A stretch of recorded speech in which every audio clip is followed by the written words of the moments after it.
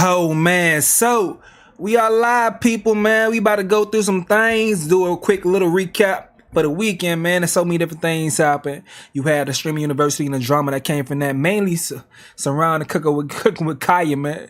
So there's a couple things going on with her that we're gonna talk about. Also, it's a full-blown recap we finna tap into.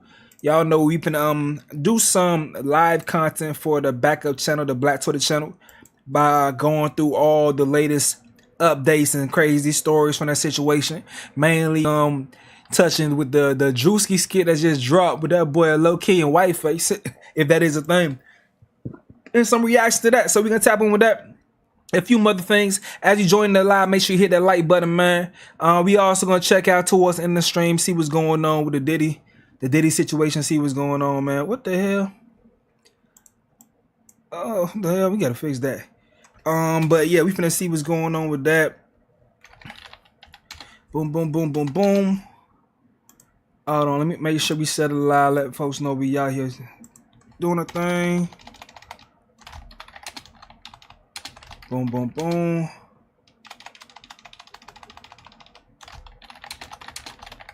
Boom, there we go.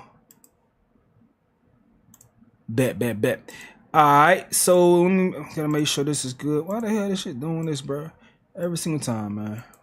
Boom, boom. Alright, man. So let me know where y'all from as I join the chat, bro. Let me know where you're from. Y'all know we streaming out of Miami all the damn time. Let me go ahead and hit this. We setting this thing up. Just gonna make some noise real quick. Hold up. Boom, boom, boom, boom, boom, boom, boom. Boom. Alright, man. So, CookinWitKya had a whole lot of stuff going on this past weekend. One of the main things that first how it popped off was when she had this little altercation with this streamer girl called Kya, the creator. You know, when CookinWitKya first came on, a lot of people was having issues with her because she had a little tagline, like, you know, asking the fellas, did your lady cook for you? If not, then I would. She was on some Mrs. Steal Your Man, Mrs. Steal Your Man type shit. So she had a lot of backlash. The fellas for sure was loving what she was doing because she cooked food and gave a little turkey or something like that with everything. So she just naturally had some haters. So it was interesting seeing her amongst other women within this university type of like backdrop, you feel me?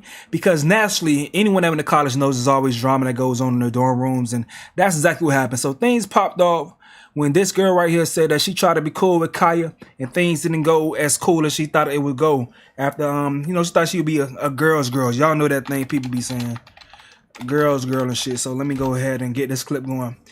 Boom, boom, boom. Here she goes speaking on her first time meeting Kya. Let me make sure y'all can see it on the screen. Let me go ahead and switch it over here. Boom, boom. Alright, there you go.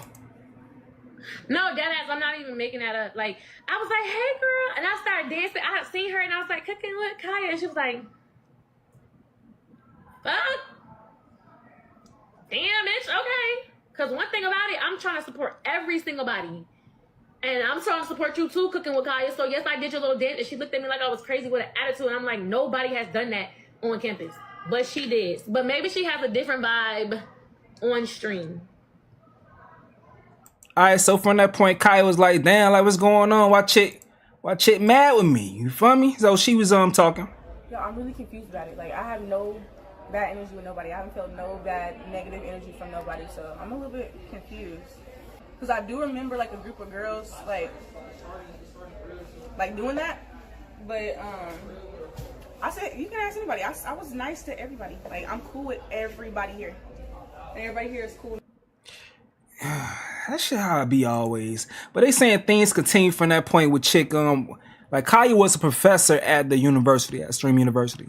So they saying the chick class, the girl called her a bitch, saying she ain't got no seasoning. Right here. Really a group. What? I guess she said that.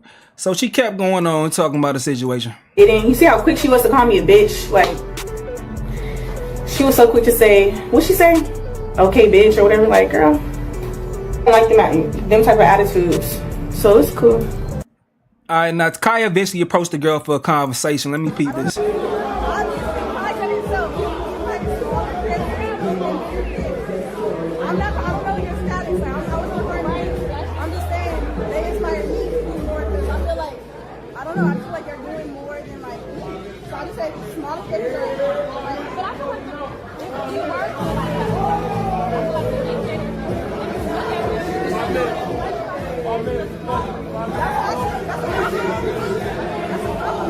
I can barely hear what they saying, but it seems like she's saying like it seemed like she's being approached saying as a big creator you should work with the smaller creators or something like that. She's saying other bigger people that's bigger than her doing more than her. I don't get it with the conversation that they have right now. It's too loud.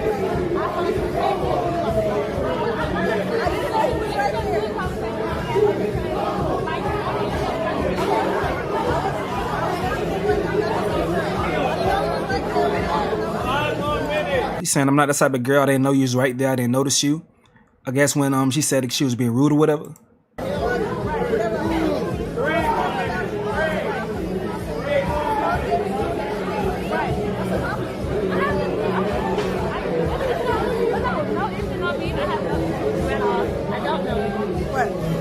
No issue, no beef. I got no issue with you at all. I don't know you. So then chick comes and apologizes after that conversation. This is what she had to say to her chat. I felt how I felt in that moment. What I should have did as a creator, what I should have did as an adult, if it really was like that, is pull her to the side and say, hey, you know, everything good, you straight. Fair enough, you know, but a lot of times people don't, you see the opportunity for chaos, for drama. The first thing people do is run to their stream because now they got a story. Especially when it's someone that people already are more inclined to hate. They say, shit, let me go ahead and run with a narrative quickly because I got the scoop. I got the, you know, the first impression on this that's this person that is polarizing, which is Kaya. Now, eventually the ladies, they came and pieced it up. They did a little dance with each other to show that they cool. Hold on, my bad. Let me go bring it back. Yeah, they did a little chit-chat shit. So, now Kaya, I'm pretty sure that she probably goes through these things all the time. So, when asked, she spoke about why she prefers hanging with the dudes, the guys, over the girls. And I've heard this shit 1,000 times before, bro. Ask me why I vibe with the guys. The guys have been nothing but kind to me. The girls have too, but I don't know. They just make me feel comfortable, like, you know. And then not on the weird stuff. None of the guys here have been trying to like get on that, you know. Like they're very respectful. All the Stream University guys have been extremely respectful. And the girls.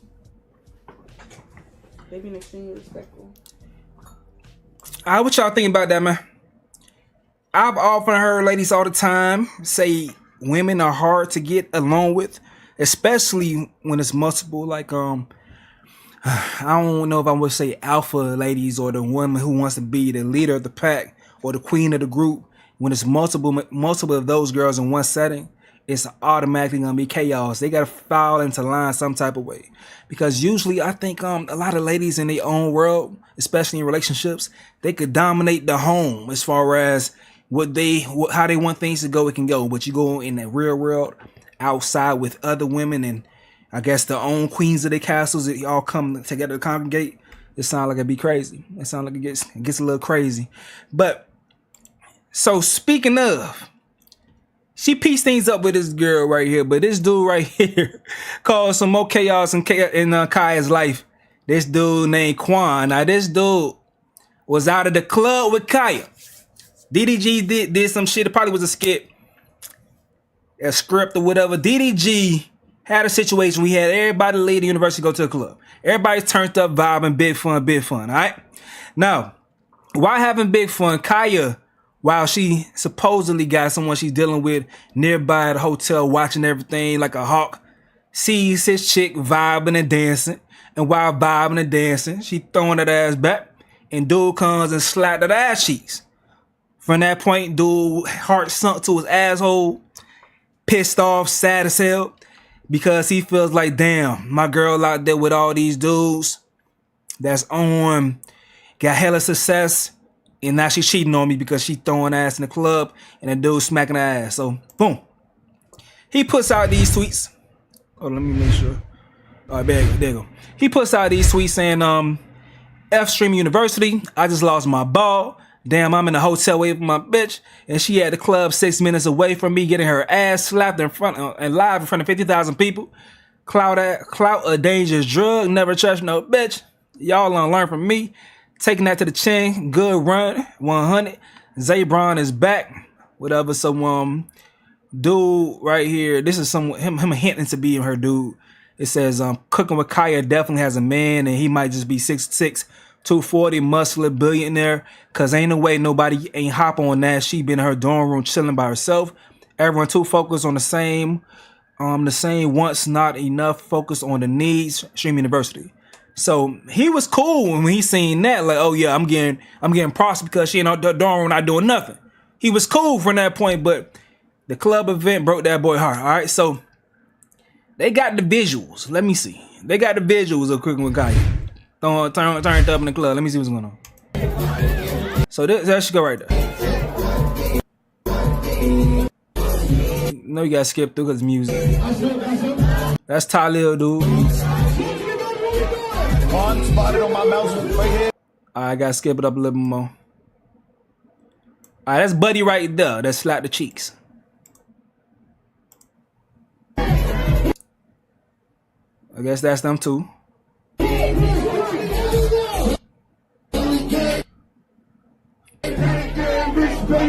That's her throwing it back right there.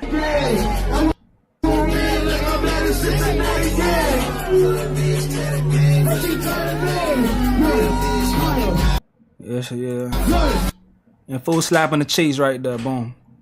I don't know who this dude is. I think he just clipped the situation and his shit going viral from clipping it. Yeah. Yeah, so the cheeks getting slapped right then and there. The cheeks getting slapped right then and there. I'm gonna tell you right now, bruh. Dating an influencer ain't for the weak-hearted. If you choose to deal with an influencer, especially a woman who her job is based on niggas lusting after her content is like on some, I'ma throw that ass, cook food, like you the perfect woman for someone and she gotta like sell sex and shit, good luck, because that's already a slippery slope. It's already a slippery slope because you already have to accept shit in your relationship that other niggas ain't gotta deal with, that don't have to accept. But if you want to deal with her having that job, it's stuff you already accepting. Good luck with that, my boy. Now, from that point, things went on live. It started going crazy, all right? So, first, she comes to live. We're going to go, I got the longer version of these things, but we're going to get to those slowly, all right? So, this is what she had to say on live. All right, y'all. So, basically, we, for the people who don't know, we went to, we had a party, like we all went to, like, the club, basically. I was dancing with the girls. Supposedly, he touched me and I had no idea. Like, he touched me without me even seeing. So I was unaware of that until the chat started saying like his name, and I didn't know who he was at first, but he did just come up to me. He apologized if he did do it, which I'm not denying that he did because I seen like a clip or whatever, but he apologized for it. No, y'all, don't not start saying assault. Don't start saying that, y'all. Don't say that. But he did apologize. He wanted to apologize on stream. He wanted to apologize to my chat for that, because, yeah, like I said, he said he was drunk. I didn't know that he was, like I said, I was with girls. I was with a group of girls. I was streaming the whole time. I was with a group of girls. So, supposedly, when he did that, he said he was, like, drunk or whatever. But, like I said, he apologized. That's the end of it.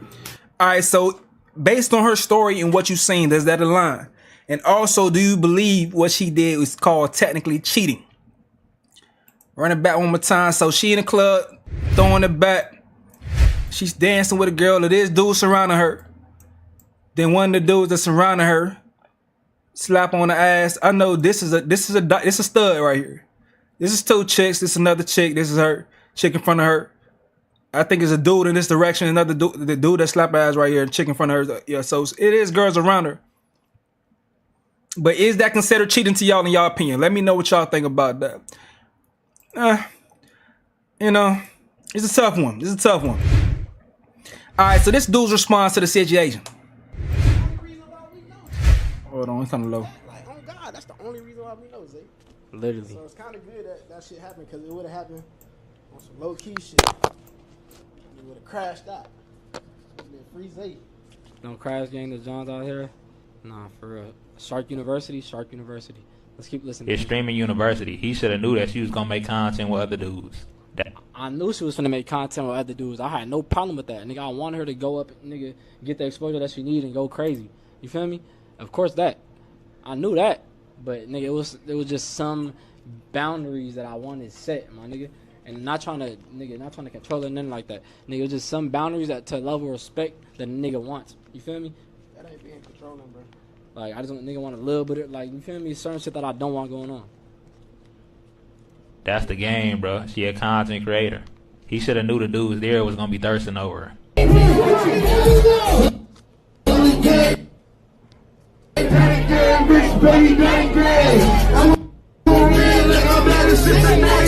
Alright, so let me fast. That boy dropped his head when he seen the team.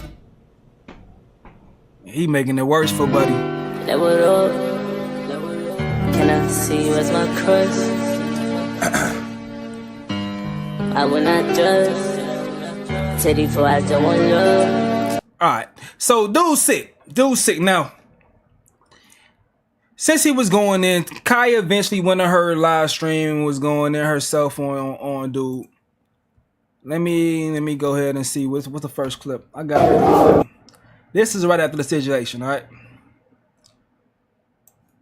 Hold on. Matter of fact, let me get this first. First is it's the homie D Green got this clipped up. This is dude apologizing for slapping the cheeks. Dude that slapped her ass even apologized. About him smacking my ass in the club or whatever, which I was unaware of it until y'all brought it up in the chat. And he just came and he said if he did, he apologized. There was nothing to do for it. And yeah. Mind you, I'm drunk. No. Okay, as long as you apologize. Who said, mind you, I'm drunk. I wasn't even aware that you did that. Exactly. But he apologized, y'all. That's the end of it. We don't even talk about it no more. Man, that shit. Let it go. We go. For the most part. Alright, that fool said no. She was going in the chat though. Hold on, let me bring it back.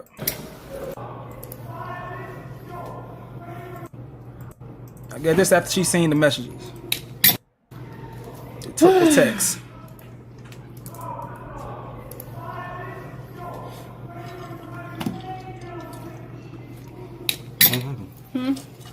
Hey, happened.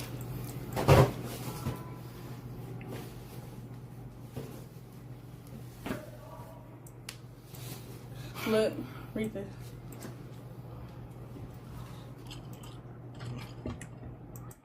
I think he overreacting. The boyfriend I'm talking about. I ain't gonna lie. It could have been worse. It's a difference in my opinion. If she seen a dude and was throwing it back and going crazy, that's totally different than her dancing with the dude and nigga in the crowd slap the cheeks. Now, for that, you have to say, no, don't dance at all to stop that shit from happening. But that type of shit happens. That type of shit happens with girls at the club, boy.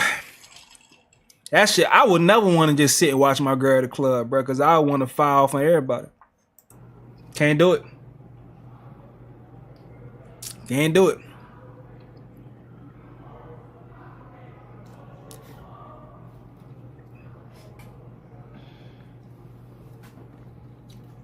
So I think her cameraman is her brother or something like that. And he's reading the text, the tweets that I read earlier with dude saying that. Ain't nobody care. So ain't nobody care. Like if the truth come out, you're gonna be looking dumb. So I would suggest you stop tweeting. Like I'm not gonna do nobody like that, but they don't know the half of it.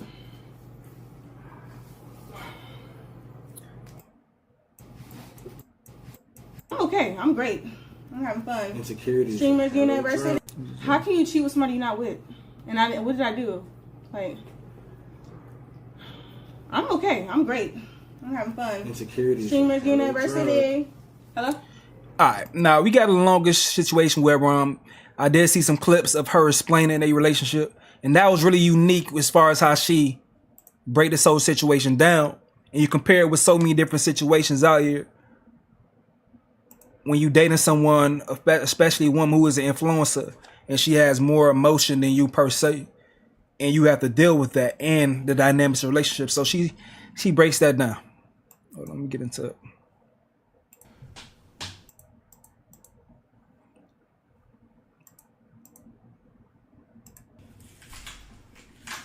Wholesome. This is wholesome. We get into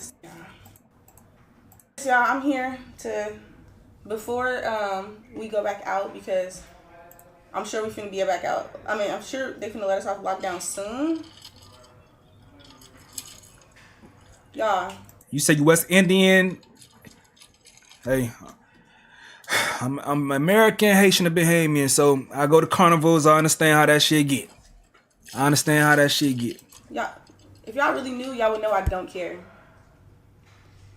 Alright. Let's explain. Okay? Let's start from the beginning, right? So he explained how we met. Y'all, mind you, if I'm talking weird, it's because my braces are cutting my mouth and my mouth hurt right now.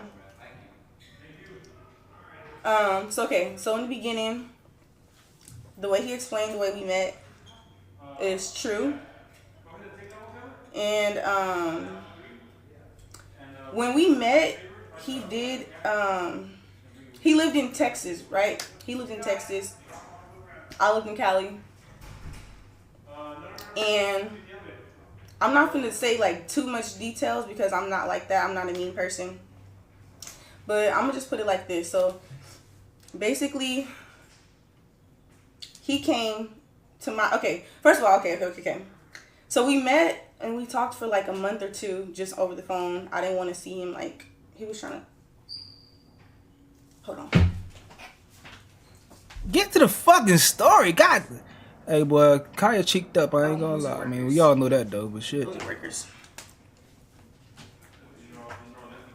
It's okay if you're confused. If you know, you know. If you know, you know. Just tell the story, please. Okay, so like I said,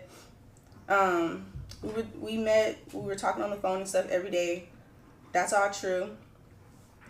And then he was trying to fly me out to see him like right around literally like days within talking on the phone. He was trying to fly me out, and I was like, no, like I'm not gonna fly out there. Wait. But yeah, I was telling him like no. So we didn't end up meeting until like a month later. He came out here to LA. Because I told him I wasn't gonna go out there first. So he came out here to LA. We met, we was cool, whatever. We liked each other. And so maybe like we stopped, like we wasn't like this until like 2 weeks later. He ended up leaving back. I stayed home. We continued to talk. And then he wanted to come back out here again. He wanted to come back out here to see me. So he came over and he was supposed to stay for 4 days, right? All right, Miss, see who she talking about. All right, so if you just get in here, because she's talking really slow, my bad. But she has a boyfriend, or not a boyfriend, but a guy that she's talking to and she deals with. And while she was at Streaming University, she was at a party dancing. And without her knowing, someone who was there, a popular dude, over 1 million followers on TikTok and Instagram, was slapping the cheeks while she was dancing. She claimed that she didn't know. Now, while that was going on, the dude was sitting back and watching everything because everyone's live during Stream University. They live streaming the shit. So he sees it and starts live tweeting saying like, damn, my girl just got took. I'm sitting at a hotel 6 minutes away. He crabbing and complaining like, damn, my girl just got took. You can't trust nobody. He just spazzing out. So she's like, damn, bro, like, you know, you're not even together officially. You doing all this. And she basically warned him saying, if you continue, then I'm gonna go ahead and really tell the truth. I guess dude continued, and here she is telling the truth about a situation, because one thing that people have been wondering for the longest is CookinWitKya in a relationship. We see her making the place all the time. Is she making those places for a nigga? She was making this place for a nigga based on what he's saying. And she's explaining the situation. He came to my house. He was supposed to stay at my house for 4 days, y'all. He ended up staying at my house from December like 4th or something like that to December 4th till like Christmas. All right. Damn. That's how long he stayed in my house. So I kept telling him, like, you should go home. Like, you should go back to Texas because you got stuff that you got to handle. Like, you just sitting here. You should go home. So he does just vibing, He didn't want to eating good, clapping the cheeks, not working. And she like, okay, when are you going to go get some money? Okay. leave. He didn't want to leave. He wanted to stay with me, okay? And I wasn't minding it because, like I said, I liked him too. Okay. So, I ended up getting booked. Like, I had a club booking in Atlanta and in Houston. So, the plan was he was going to go with me to, to my booking in Atlanta. And then from Atlanta, we were going to go to Houston. All right? Cool. And, wait. First, all right. When you're doing story times, you can't read the chat, man.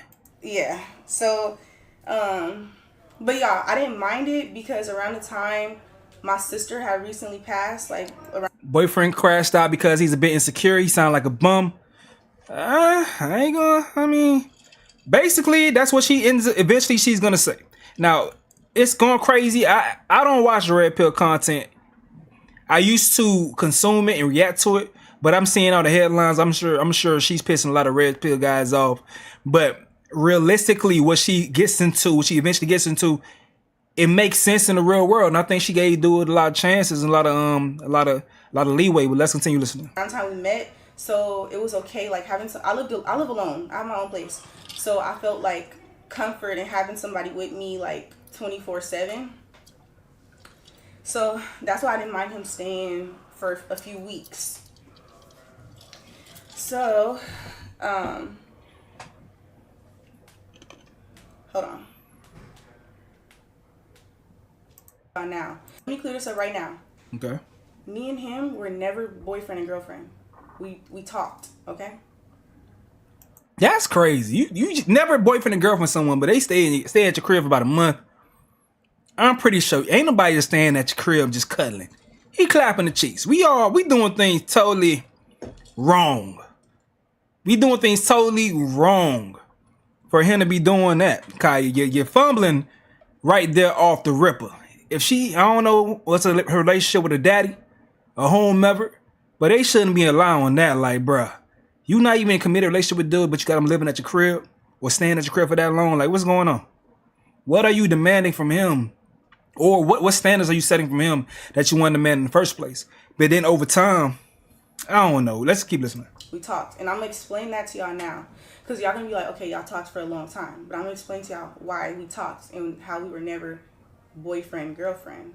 And even though we weren't boyfriend, girlfriend, I've never, I've treated him like he was my boyfriend. Like, I never talked to no other guys.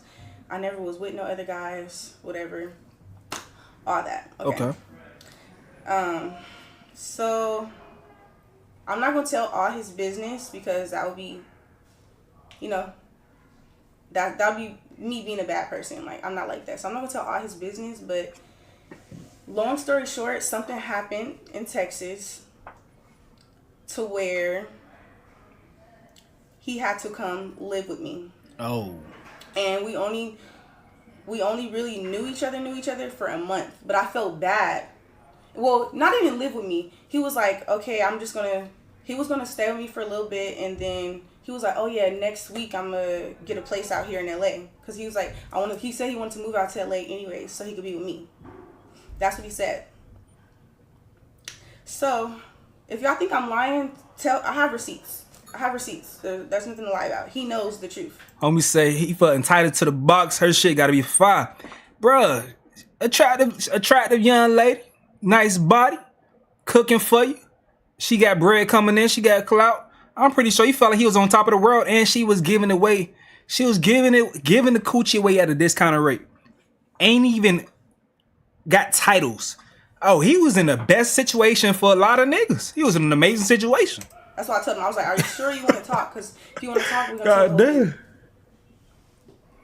Y'all, he's nobody like who y'all think he is. He's not like... Okay, anyways, I'm going to start reading the chat for right now. You got to. So, he was supposed to stay with me for a little bit, and y'all, I didn't mind it because he had already stayed for a few weeks. So I'm like, okay, another week or two is fine. That's cool. So a week turned into 2. 2 turned into a month turned into 4 months. Damn. And months and months. And eventually, like I said, we were never even boyfriend and girlfriend. I had met him for 1 month and we were living together for months, okay?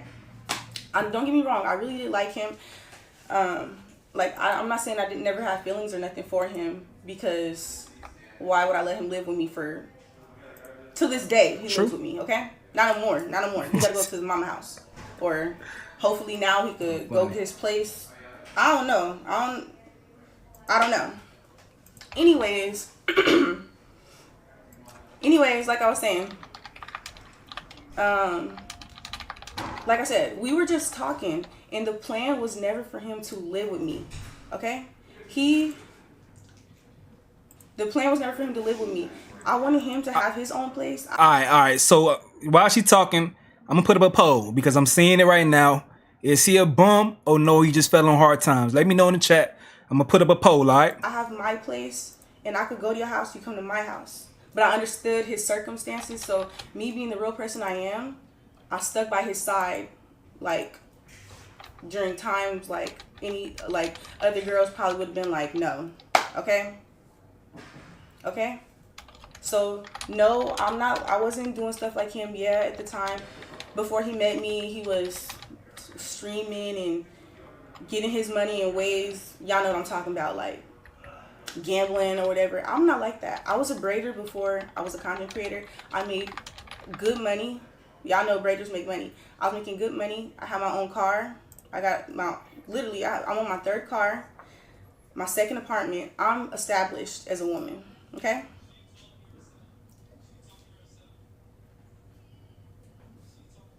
Anyways, yeah, I was well established as a woman, okay? I had my stuff together. I was in college. Yeah, I was very well established. So while he was staying with me, like, I was telling him, like, you need to start, like, streaming, like, well, actually, at the time, y'all, I didn't have a PC. And his PC, no, he did bring his PC, but he didn't hook it up. I think he ended up taking his PC to his mom's house or something like that. Hold up.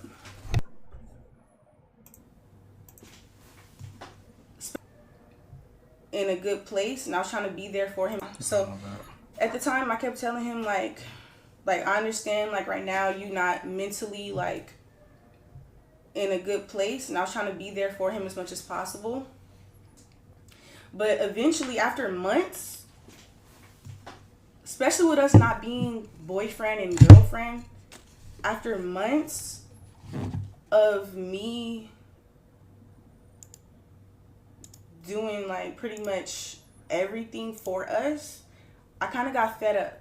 I'm not saying, like, I'm not no gold digger or nothing like that, y'all. And he knows that for a fact. But eventually, as a woman, you get frustrated when you have a man and you feel like he, like, ain't doing nothing really. That's in a woman's nature, though. That's in a woman's nature. Like, I don't know what other people are saying about her in the situation. I do feel like she put herself in a bad position by letting dude come live with her without knowing him for real. You don't even know how he is and when he's on point, as far as he got money income coming in, or he falls on hard time. You haven't seen him go through a cycle, because in life, men go through cycles. People go through cycles. You could be up, but then a hardship come, knock you down. So you never, like you got to see how he recovers from that. So I would say on her end, she shouldn't have put herself in that position, because you never know. We really don't trust this dude as far as what he can do on his own. Could he be self-sufficient or X, Y, and Z? You don't know. But on the opposite end, with her giving this stranger this chance, basically, essentially, it's changed. It's like, damn.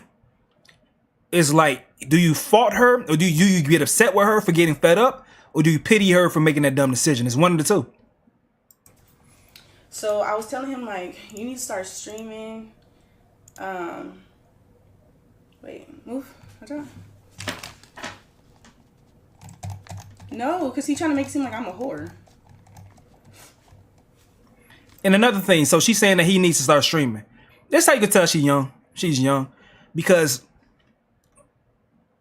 although streaming is a popping thing to do right now, it takes a long time for you to get established, to have established income coming in as a streamer. It takes a long time. So with her saying that, it makes me think one of two things. Does she want him to just to start streaming so that he gets some type of income, like just have a job? Or do you want him to start streaming because you want him to get buku of money to come in so you feel comfortable with the decision that you made by choosing to be with him? So, because, you know, eventually you're going to hear her say she wants him, the man, to make more or the same amount as money as her. So streaming is like, dang. You know, the only way he really could get on with streaming, if he not super entertained on his own, is use you. To be honest, you already popping. And you got him heading away. Like, I think they did do some content with each other, but they're not like a couple that I see do a bunch of content together. So he low-key has to use you. Anyways, it just got very overwhelming for me because, like I said, my sister had just passed. I was going through a lot mentally, and I got to the point where I told him, let me establish myself in my career, and you go establish yourself, and then and we can still be together. I never said we couldn't be together. I said just go establish yourself, get something going for yourself, like something consistent, you know? Okay. At least stream. That's what I kept telling him. I was like, just stream, do something, you know, just establish yourself. Because if I'm up here and you down here, and I'm not saying that that's what it is, but I'm just saying, like, we need to be, I feel like a good couple should be on the same level, or maybe the man should be like a little bit higher than the woman. So I was just trying to encourage him to get on his stuff, you know? And I ain't gonna lie, like, this one thing that I don't like when I do see conversations about men and women, especially young men and young black men and women in the conversations. It's a lot of relationships like this. It's a lot of them. I think because a lot of men are trained to hit home runs rather than the consistent school grind. You know, a lot of us don't take that go to school, go get a trade, a lot of us want to hit home runs with a hustle or entertainment, things of that sort. So a lot of times we got a girl who probably was more modest in her approach to trying to find skills to build income. And the relationships in younger ages are lopsided as far as who brings in more money. They're lopsided like crazy. That's why younger girls, they are in these situations where they're dealing with a dude that's around their age, that's not making that much money. And then they go out there and they meet an older dude who already has himself a little more established. And the younger dude just get washed out the way because he can't compete. He can't compete. It happens that way so many times. But when you are a younger dude and you already getting the milk from the cow already, you're getting everything that there is to offer. It's like, what's incentivizing you to go hard? You feel me? What's incentivizing you to go ahead and get to it? You got to have that in your own mind to do it for yourself rather than do it for a woman, to get a woman. You got to do it for yourself. So he shouldn't have to be told the things that she's telling him. But I do see a lot of young black women putting themselves in these situations, and then a lot of them end up walking away with babies. A lot of them. And those are the same women that gets clowned later on for saying why you don't deal with a guy, why a guy gotta have X, Y, and Z going on in his life as far as money and income coming in. It's because more like she's tried it before with a guy who's full of potential. Things didn't work out that way. She may have left that relationship with some baggage such as a child or something. And now she's trying to do things different. But now you hear people saying, nah, we don't want single mothers and stuff. And I understand men. I understand fellas when it comes to that position. But it's all a domino effect as far as how these things happen. Being mean, because I didn't want to make it seem like, oh, I didn't want to be with him if he couldn't do nothing for me, because I'm not that type of girl. So I kind of got frustrated, and I would tell him, like, I don't think right now is the time for me to be in a relationship. I told him this a long time ago, and every time I've talked to him. My bad. So he was streaming first. He got 100K subs. So if he was streaming first and he's established as a streamer, then why he wasn't streaming then? He just didn't want to hustle. Why wasn't he streaming then? That's crazy to me. Kind of got frustrated, and I would tell him, like, I don't think right now is the time for me to be in a relationship. I told him this a long time ago. And every time I've talked to him about it and told him that, the reason why I let him stay is because I felt bad. I felt bad. I didn't want to just kick him out. You know, I didn't want to just kick him out. And then at the same time, I didn't want to kick him out. And at the same time, I just, like, I did have feelings for him. So I just felt so bad. So I stayed and I let him stay. But yeah, like I was saying, every time I would tell him that I don't want to be like in a relationship, he would just start crying. And I never seen that. Like, I never seen nobody like cry like that. So I would feel really bad. And I would let him stay. And I would like give him the benefit of the doubt. And I'm like, okay, I know soon he's gonna get himself together. You know what I'm saying? That boy's thinking about missing them cheeks and them warm meals. Them cheeks and them warm meals, the place to stay. A chick come out of nowhere that you barely know and open her arms out there to you. And she popping, she clouded. A young dude, man, he like, man, I got it all. I'm about to lose it all. For a young dude, like a young dude's mind, I know how I used to think, bro. I know how I used to think, but I probably been boohoo crying too. Shit, fuck. But I ain't never been in that position at that age, though. Especially like, nah, I'm on like you get chicks crying over me. I ain't doing the crying. Get yourself together. At that age. I let months and months and months go past. I let months and months and months go past. Almost a year. And still to this day, like, I mean, I'm not gonna cap. Like, he did say like soon he was gonna be able to do like everything that he said he wished he could do for me. And I was like, okay, like, it's not even about that. Like, I don't know how to explain it. Like, I don't know how to explain it, y'all. Yeah, I don't want to talk about it too much because I don't want... I get what you're saying. She want to feel prioritized. You want to feel like a man is moving mountains for you, or at least trying to. And he fall on hard times, then you step in at a point in time and y'all figure it out together. But if she feels she's with him inside the house all day, every day, who knows how that works out between them two. So maybe what she's seeing she's not satisfied with, and she just want to see more. And if she see that effort, then she'll be more willing to chill and give him more time. But who knows? I don't know. I'm speculating. I don't want to like make it seem like I'm just talking bad on him. But I've been telling him for a long time. Like, he was on stream, like, he was on stream right now, making it seem like, oh yeah, he done. But he just sent me like an essay. Goddamn, nigga look like me. Because he know I'm not wrong.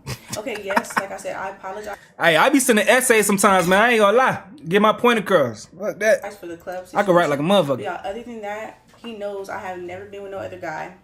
He know I ain't never talked to no other guy. I never looked no other guy away. We're with each other 24/7. We're with each other 24/7. Okay?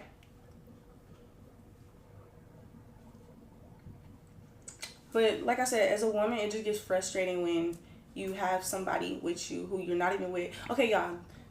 When I said, how can you cheat on somebody that you're not with? We're not boyfriend and girlfriend. He was supposed to... he told me that he was going to get me a chain made, right? And then he said that the day that he get it was the day he was going to ask me to be his girlfriend or whatever.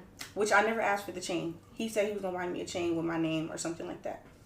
But since situation like changed, he told me, I mean, yeah, we never became boyfriend and girlfriend because he always said like when we become boyfriend and girlfriend, he wants to be special. Like he wants to go all like, you know, do it big. And I'm like, okay, that's fine. Like I was okay with waiting. Y'all. And like I said, I never was neither. I'm not saying he was either. He wasn't talking to no girls either. We had each other's phones 24/7. Yeah, we had access to each other's phones 24/7. Like neither of us was like doing nothing. I just got frustrated and I got tired of carrying the weight. And I'm like, if I gotta carry the weight, I'd rather do it by myself and you go get established yourself And once you're established, once I'm like once you're established, we could be a power couple. Like, you know, who knows? My thing is like, okay, she's saying all these things, but okay, you got frustrated and you did what? Like, we established, you talked about it earlier as far as like what actually happened with this dancing in the club shit. Like, you ain't do that because you frustrated. Like, that sounds like some normal, natural shit that you probably been doing anyway. If you in some type of club or some shit, but a dude just happened to come behind you and slap your cheeks while you dancing with the other girls and stuff. So you got frustrated. I mean, what usually happens though? What usually happens is girls or people, not just women, but in this situation, since you're a lady, we're gonna talk about it like this. You got a threshold of bullshit that they gonna put up with based on what you're providing them. So basically, she's saying, listen, I deal with this shit. Don't you come and try to embarrass me to this point because I'm frustrated right now. I'm frustrated to this point with our situation. So now you trying to embarrass me, making me look like a hoe. Now I'm going to air you out. I'm frustrated. It's over because I was already putting up with some stuff that I feel like I shouldn't have been putting up with. That's what she basically saying. That's what she basically saying. So even before Larry Thomas, what's good, homie? Streaming University, y'all, we had another talk, and I told him, like, y'all, it gets so bad to the point where I be having to call my mom and tell my mom, can she please escort him out of my house because he just won't leave. Oh, what? He won't leave. So another girl, different type of girls would just go talk to other guys or go cheat on a man or something like that. I was respectful, and it's not even about me being with no man, okay? Kai, you messed up. You just said cheat. Man, they just trying to keep this title shit going on. Y'all was together. Just because y'all ain't got no damn title, everything else y'all doing a damn couple shit. It's couple shit. Y'all was together. Different type of girls would just go talk to other guys or go cheat on a man or something like that. I was respectful, and it's not even about me being with no man, okay? I was respectful enough to tell him, I still want this, but I just want you to go get established. That's all I was asking for. I just want him to get established.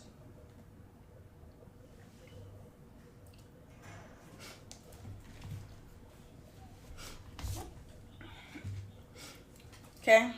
So, and it got to the point where I kept telling him, like, yo, I got so fed up. I was literally telling him, like, go hang out with boys. You have friends out here. Like, get out the house. You don't got to stay with me 24/7. Like, I don't know. I just got frustrated. It's just... Damn. Yeah, I am too young. Too young. I just got frustrated of carrying the weight. Y'all, I couldn't do nothing. Like, he didn't let me do nothing. Like, oh my gosh. It was so bad. But anyways, damn. Like I said, I'm not going to speak on his situation because I did have... I'm not going to sit here and cap. Of course I have feelings for him. But I feel like he really did the most about this situation. And the way he's trying to slander my name like I'm a whore. First of all, if I was one... that would be embarrassing for you. Like, why would you stay with a whore? Why would you cry for a whore when she says she wants you to go get established and that she doesn't want to be in a relationship? Why would you literally cry? Okay? Like, y'all, I've never seen a man cry like that. And I'm not, men can cry. But it just got to the point where it's like, dang, like, every time I tell you anything like that, like, you should take, like, that should be a good thing. I just want you to be established. That's all I want. Gambling is not, well, I'm not even gonna talk about that. But, my boy's trying to run up the parlay every single day, huh? She low-key trying to say what he was doing. He probably was hitting a couple times, bringing in a lot of bread. I don't know, man. So y'all was saying that he was a streamer. I don't know, dude. You know, but there's a lot of streamers that I don't know. That don't mean they're not established. So when I say I don't know, dude, I'm just saying I can't verify because I don't know him. Because there's a lot of streamers that get a lot of bread, more money than me, never heard of them. So that don't mean nothing. So y'all saying he was a streamer. So if he was a streamer at some point in time, why he don't get back to it? Why he don't get back to it, bro? To get the bread. Because obviously she don't respect them because of that situation, and it's real. That's a real emotion for a lot of ladies, but a lot of them would still stay there. They would still stay there.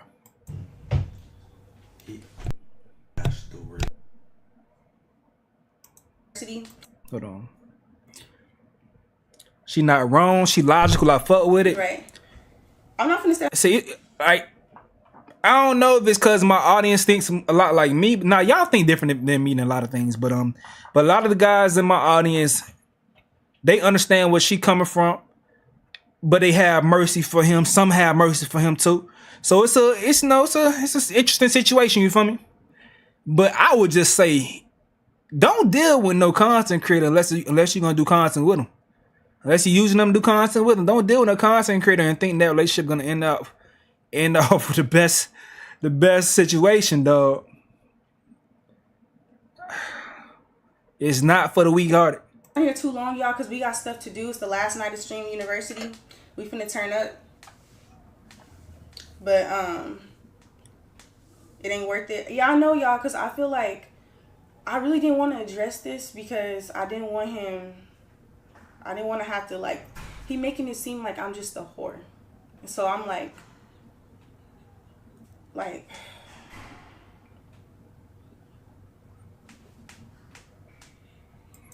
I ain't gonna lie though. Like, y'all remember the other day when I was on stream, I told y'all that she seems pretty boring with her content.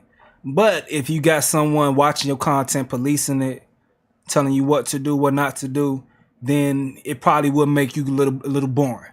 Outside of cooking with Kaya shit, her actually, like, you know, the little cooking the food, doing the twerky shit, cooking with Kaya, doing that shit, she is a little boring. I ain't gonna lie to y'all. I told y'all that before and I'll tell you again.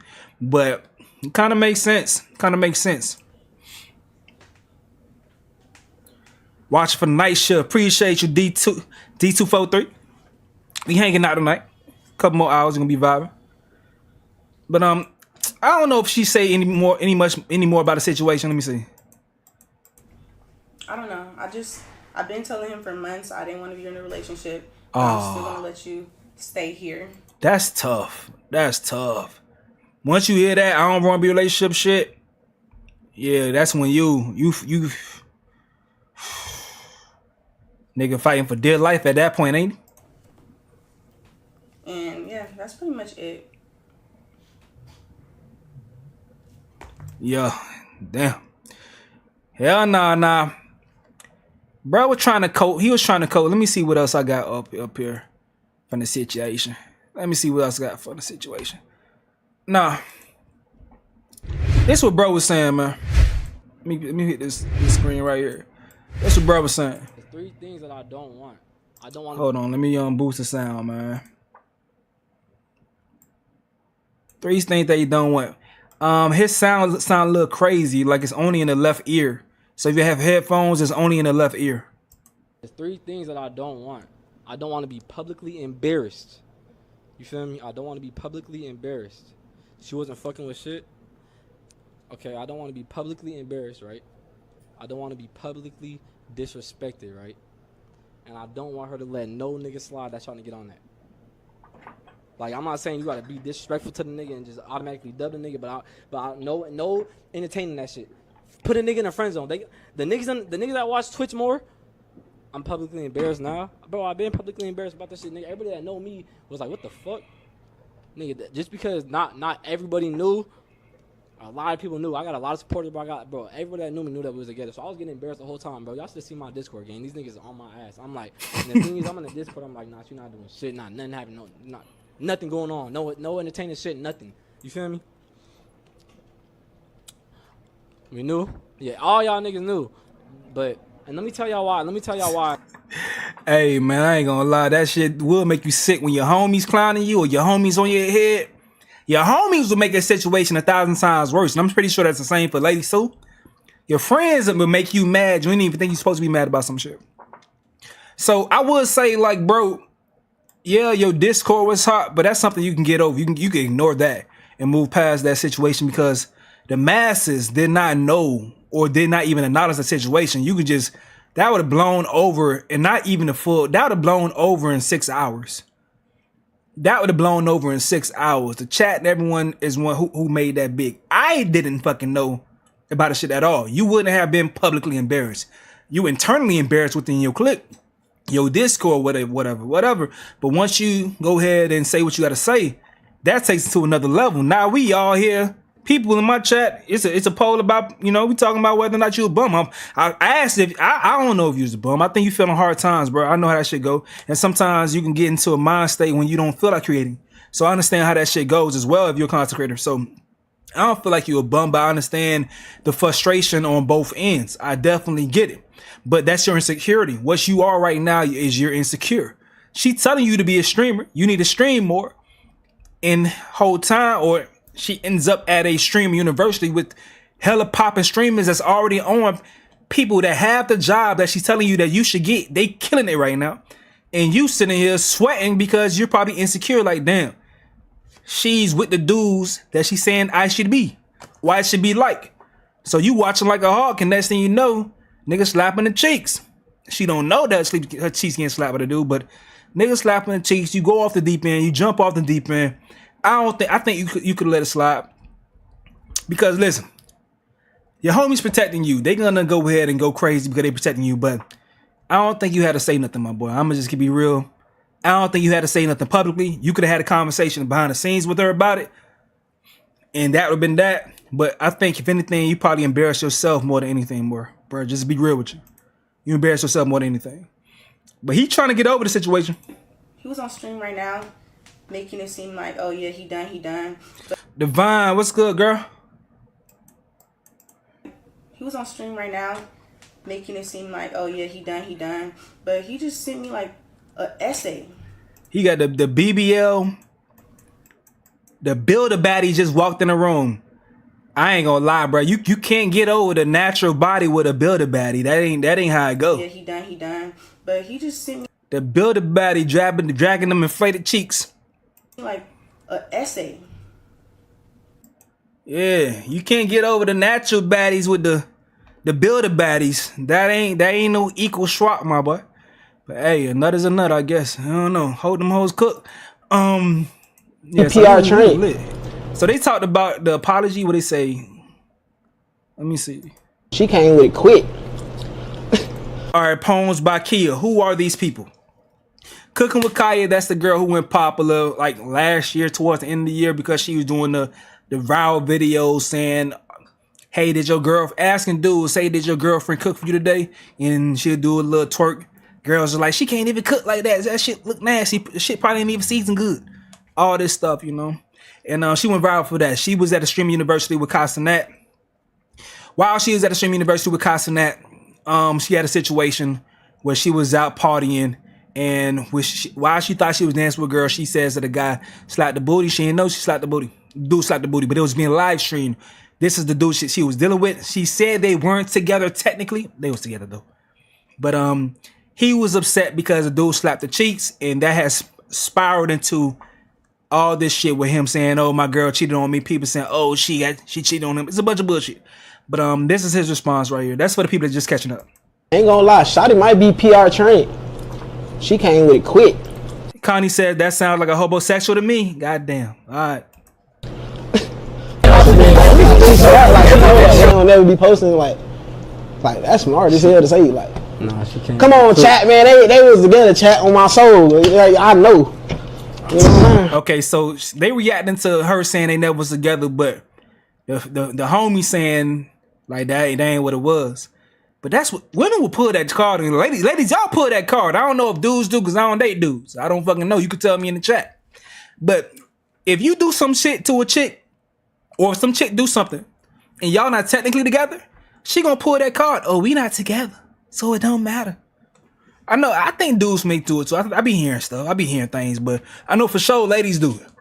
You check them on some shit and y'all not technically together. Oh yeah. You told me you were there. You was over there, right? Did you tell them you was there with her?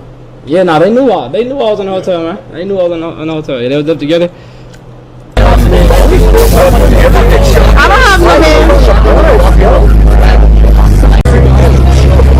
I ain't gonna lie, cuz. And this is after.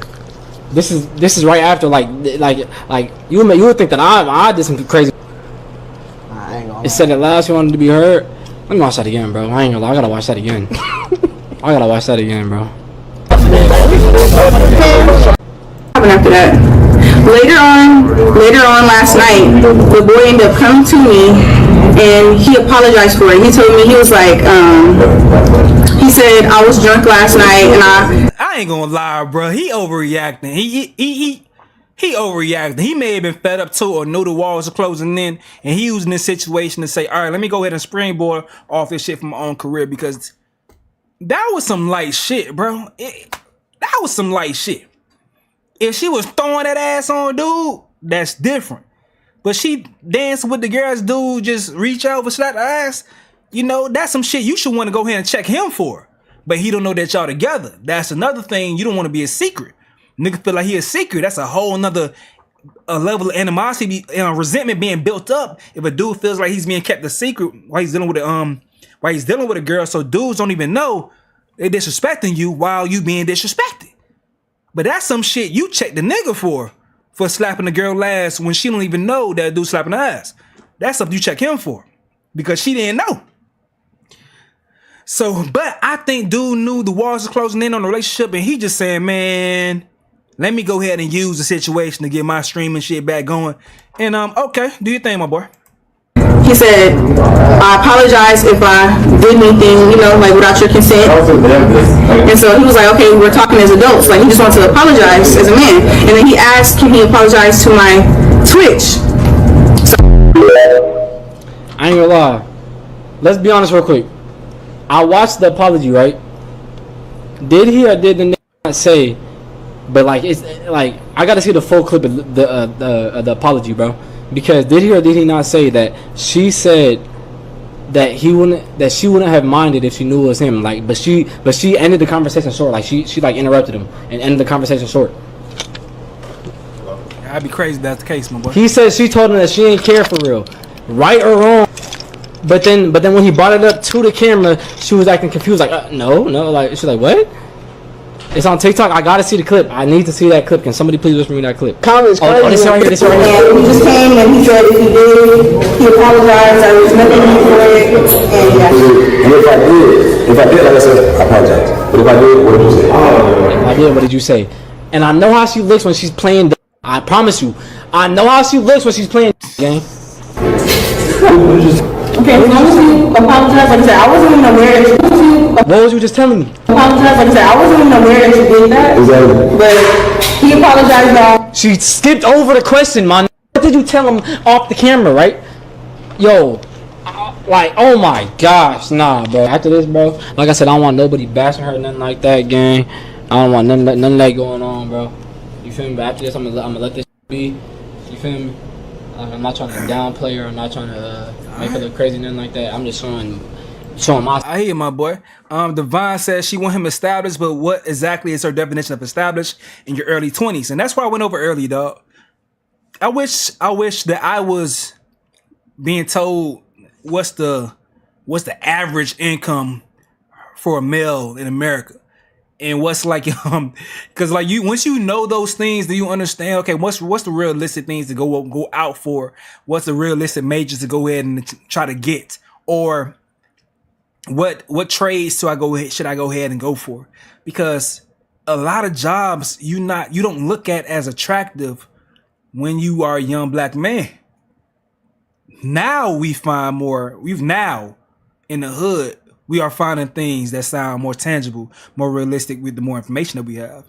But growing up, bro, especially being from Miami, it was football. It was football, or you trap. And some people go to law school. I went to Kansas City, so we had a law school, a law program. So you go to law school or whatever, you're super smart. Law school, doctor, lawyer.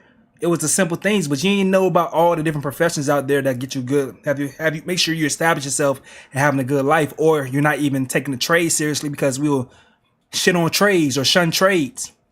But those things should be, looked at it with a different light in our community, so we wouldn't have these situations like this. Like homie said, have you an established job?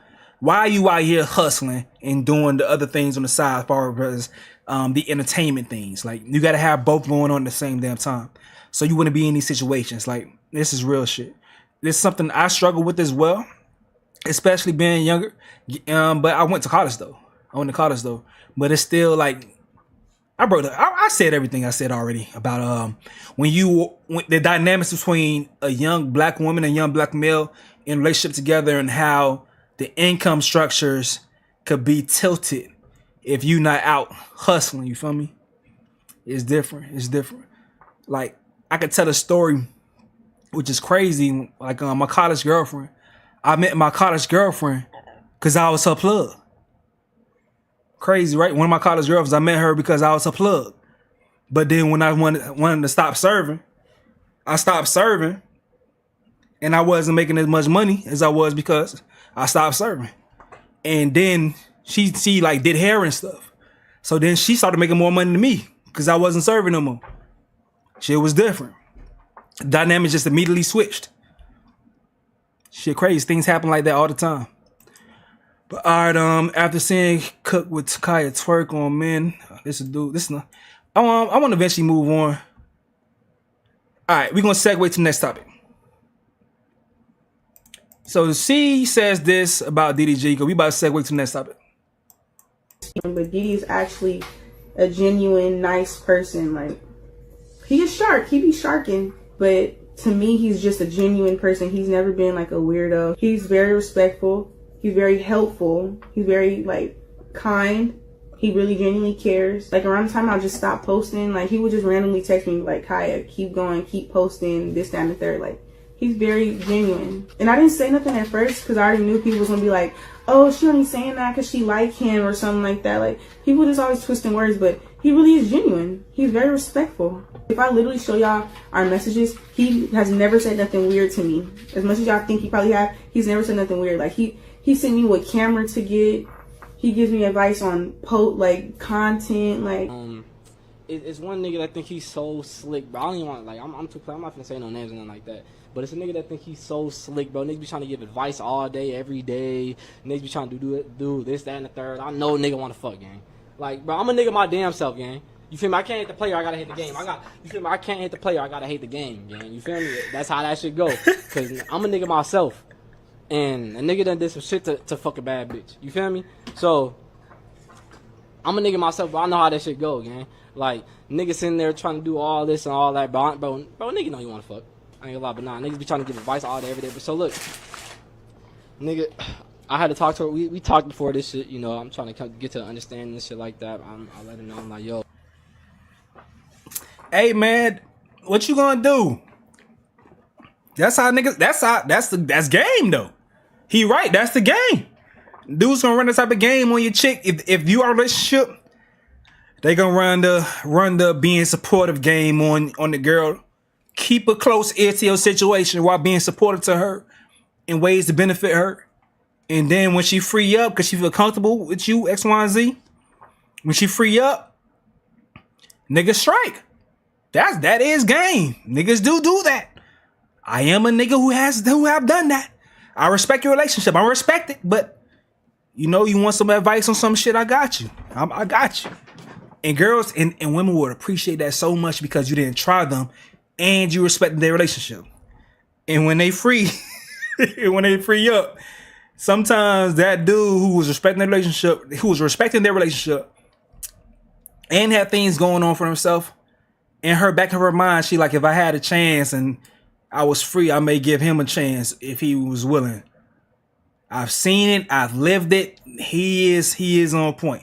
DDG does have some type of game that he runs, and that's fair game. What you gonna do? Like you said, you can't hate the player. Gotta hate the game. But why would you hate that game? That's good game. That's good, honest game. Good, honest game. Good, honest game, homie. So I feel that nigga, dog. Hey, bro, this could all be content. It might be. Some people grew up in the hood. Some people grew up in the hood with guidance counselors that didn't really help. You can't judge someone for still figuring themselves out in early adulthood. Yeah, my guidance counselor, she was good as far as getting us in college and getting us scholarships. My guidance counselor was really, really good, but I mean, I didn't know the questions to ask. Sometimes you need to know the right questions to ask to know the help to get. Like, it sucks, but sometimes that's what comes. Like, some people don't know how to help every single person. But she did help a lot of people because a lot of my friends that went to high school with me, excuse me, as far as their jobs, a lot of them have great jobs. FBI, lawyers, in the government, like great jobs that went to high school with me. So my guidance counselor did a thing from my neighborhood, especially like people that went to even deeper in the hood from Miami, like say for instance Northwestern. Northwestern does a great job as far as getting people into great colleges, getting them established, getting them on point.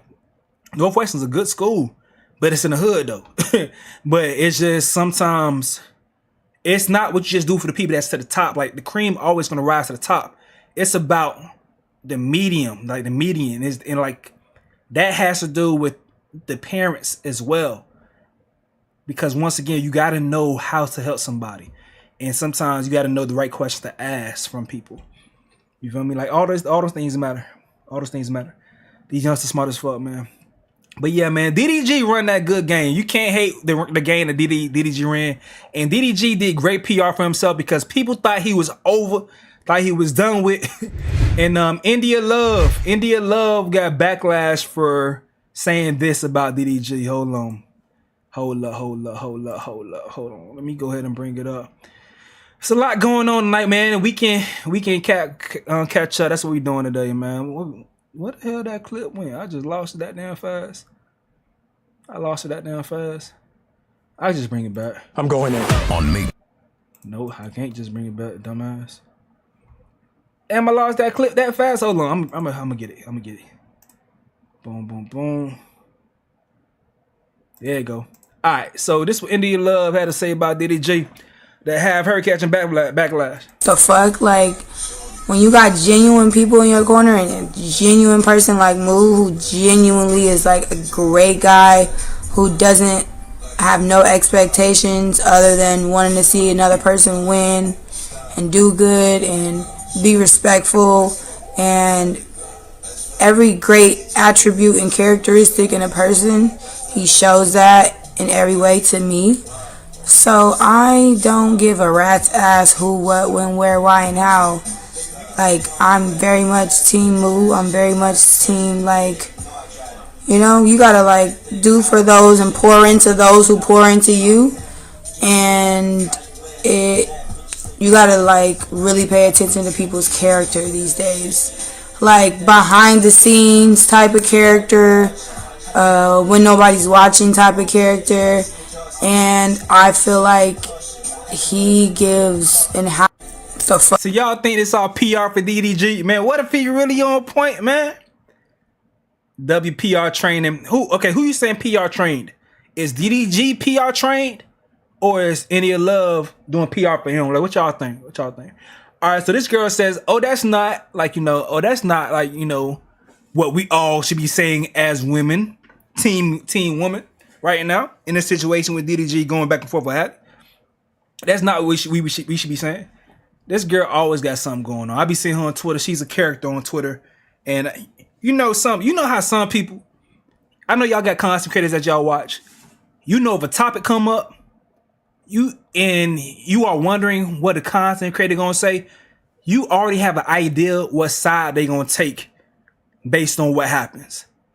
She's someone who on Twitter, she's always gonna be on this side of things. Always. This the girl that had a situation a while ago, probably like 2 years ago, the Tittygate situation, where she was just posing with the titties out and everybody was talking about that shit. I think I covered it a couple years ago, whatever. But women who say, I don't care about what he did to others because he's been great to me, end up learning a tough lesson. This is so tone deaf. Read the room, shaking my head. These women have a natural allegiance to the losers, all right? So, but I ain't gonna lie. This comment section is interesting.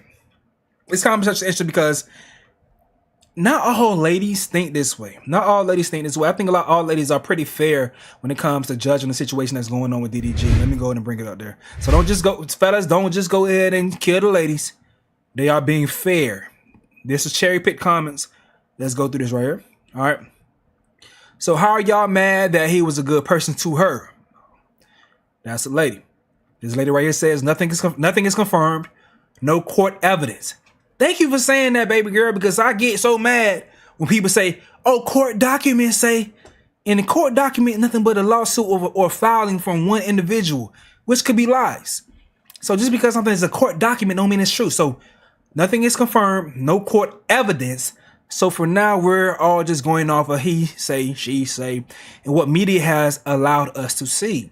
I'm not saying how they lied, but I am saying we are so quick to protect black women that we forget to protect black men too. We know neither side. Remain neutral until further notice. God bless Halle and DDG. Appreciate you, baby girl. We will revisit this in time. I'm sure y'all will.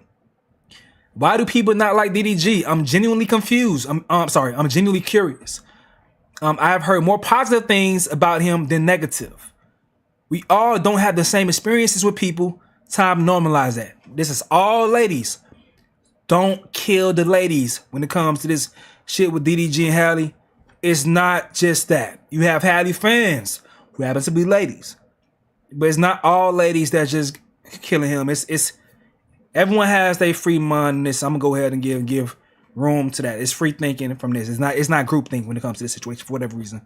I don't know why. Maybe DDG has done enough PR for himself or done enough showing himself that people would give him the benefit of the doubt. And I appreciate that. I'm glad he's done that for himself because not everyone has that benefit of the doubt. Or this is society. One thing I like doing on my channel is like watching culture move and grow. I think over time we have seen so many situations where we jumped out the window too fast to judge. And I think people are like, we got to stop doing that shit. Because we've seen situations like Keke Palmer's situation where initially pictures came out and they look like one thing, but then you see other things and you see, oh shit, Keke Palmer has admitted to doing the same thing that she accused Duda of doing. So you gotta pump your brakes when speaking on these people that we do not know. All right. I love that for you. Now, God forbid he or some man knocks your head between the washer and dryer. I hope we don't care when we don't care.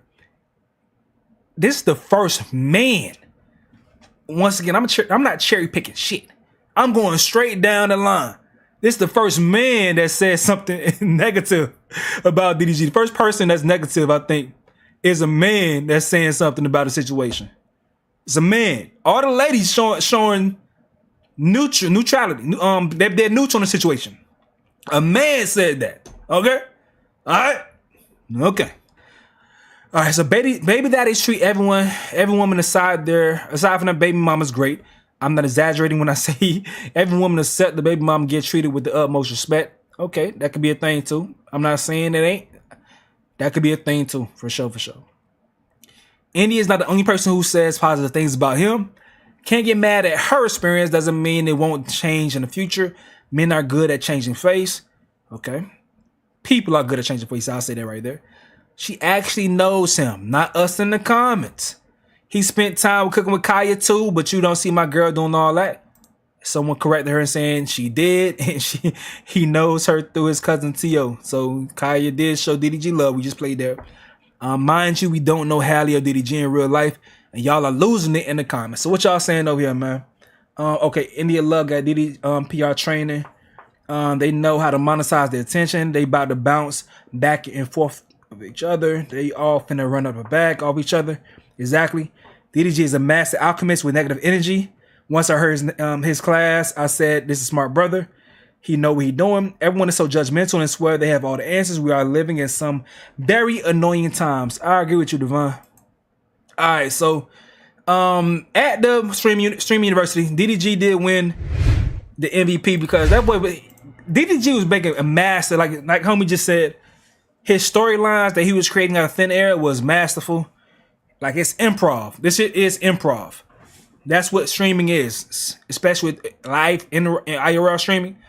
It's a new world improv type shit. When I was in high school and drama classes, they you try improv, you practice improv, and that's what they do. What's my damn rag? This next award goes to DDG.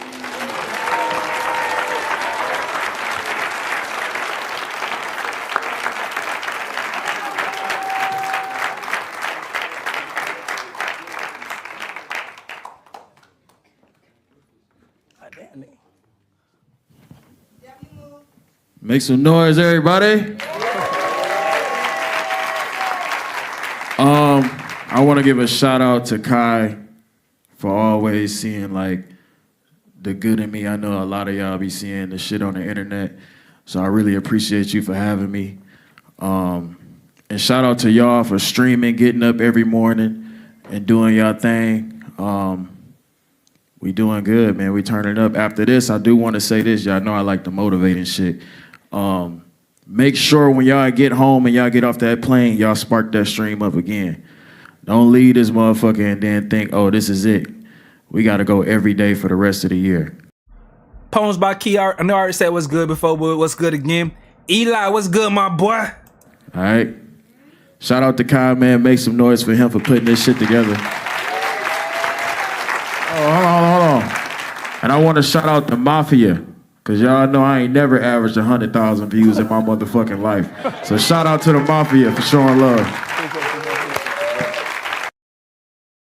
All right, so DDG, low-key was like leading into this point. He kind of predicted the situation as he was going through his things with the restraining order from Halle. Pete this shit. Life is about this. Life is a roller coaster, man. Yes, it is. What's a roller coaster with no heels? You feel me? The best part about a roller coaster is what? The drop. But the upside, when you're going up the hill, when you drop, guess what happens? When you drop on a roller coaster, this is about life. If you're going up like this, right? Eventually you gotta drop. But when you drop, the next time you go up, it's way quicker. The grind to the top on the first hill gonna always be the one that take the longest. But when you drop after that first drop, nigga, the way up gonna be way motherfucking faster. Okay. But yeah, shout out to DDG, man. Let's go ahead and get to how we gonna do this shit. We about to do a live Black Twitter. So y'all know I got my backup channel. My Black Twitter channel. So I'm about to do a live recording of that channel. I know a lot of y'all love the content from this channel.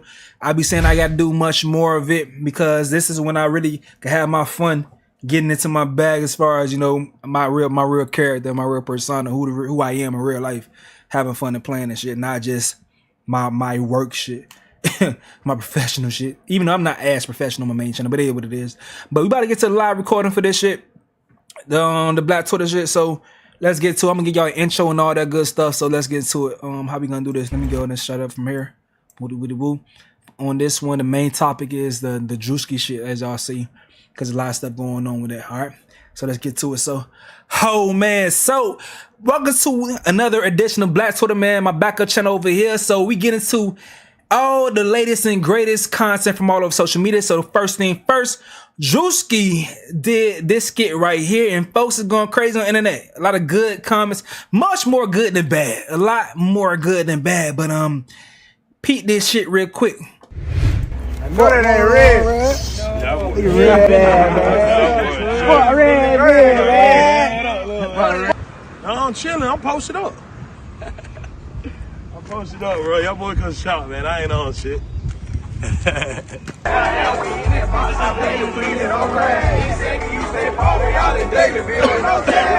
Straight up, man. Tell him up. Jit right here, man. Tell him up. I rated Jit right here, man. You know what? See, I grew up with my grandma. Yeah. See, folks always tell me like, you a white boy, you can't be doing all that. I grew up on that side. On that side, yeah. But I was raised by these folks.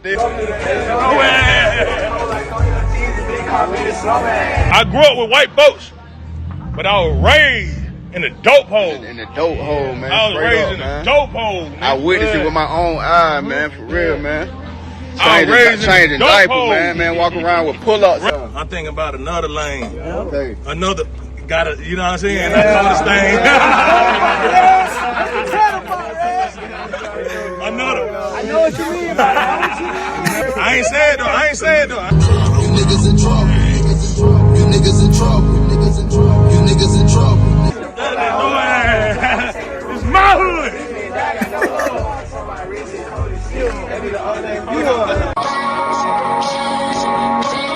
That's just how they be. That's just how y'all be in the chat.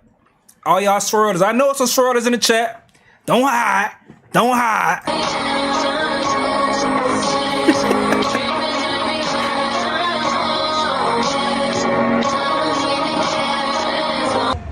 that, man. Go 12.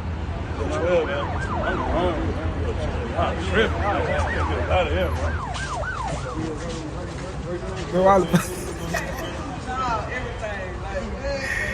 Hell nah, bro. Pull back up the mom, baby. I'm gonna hit you back, bro. Alright.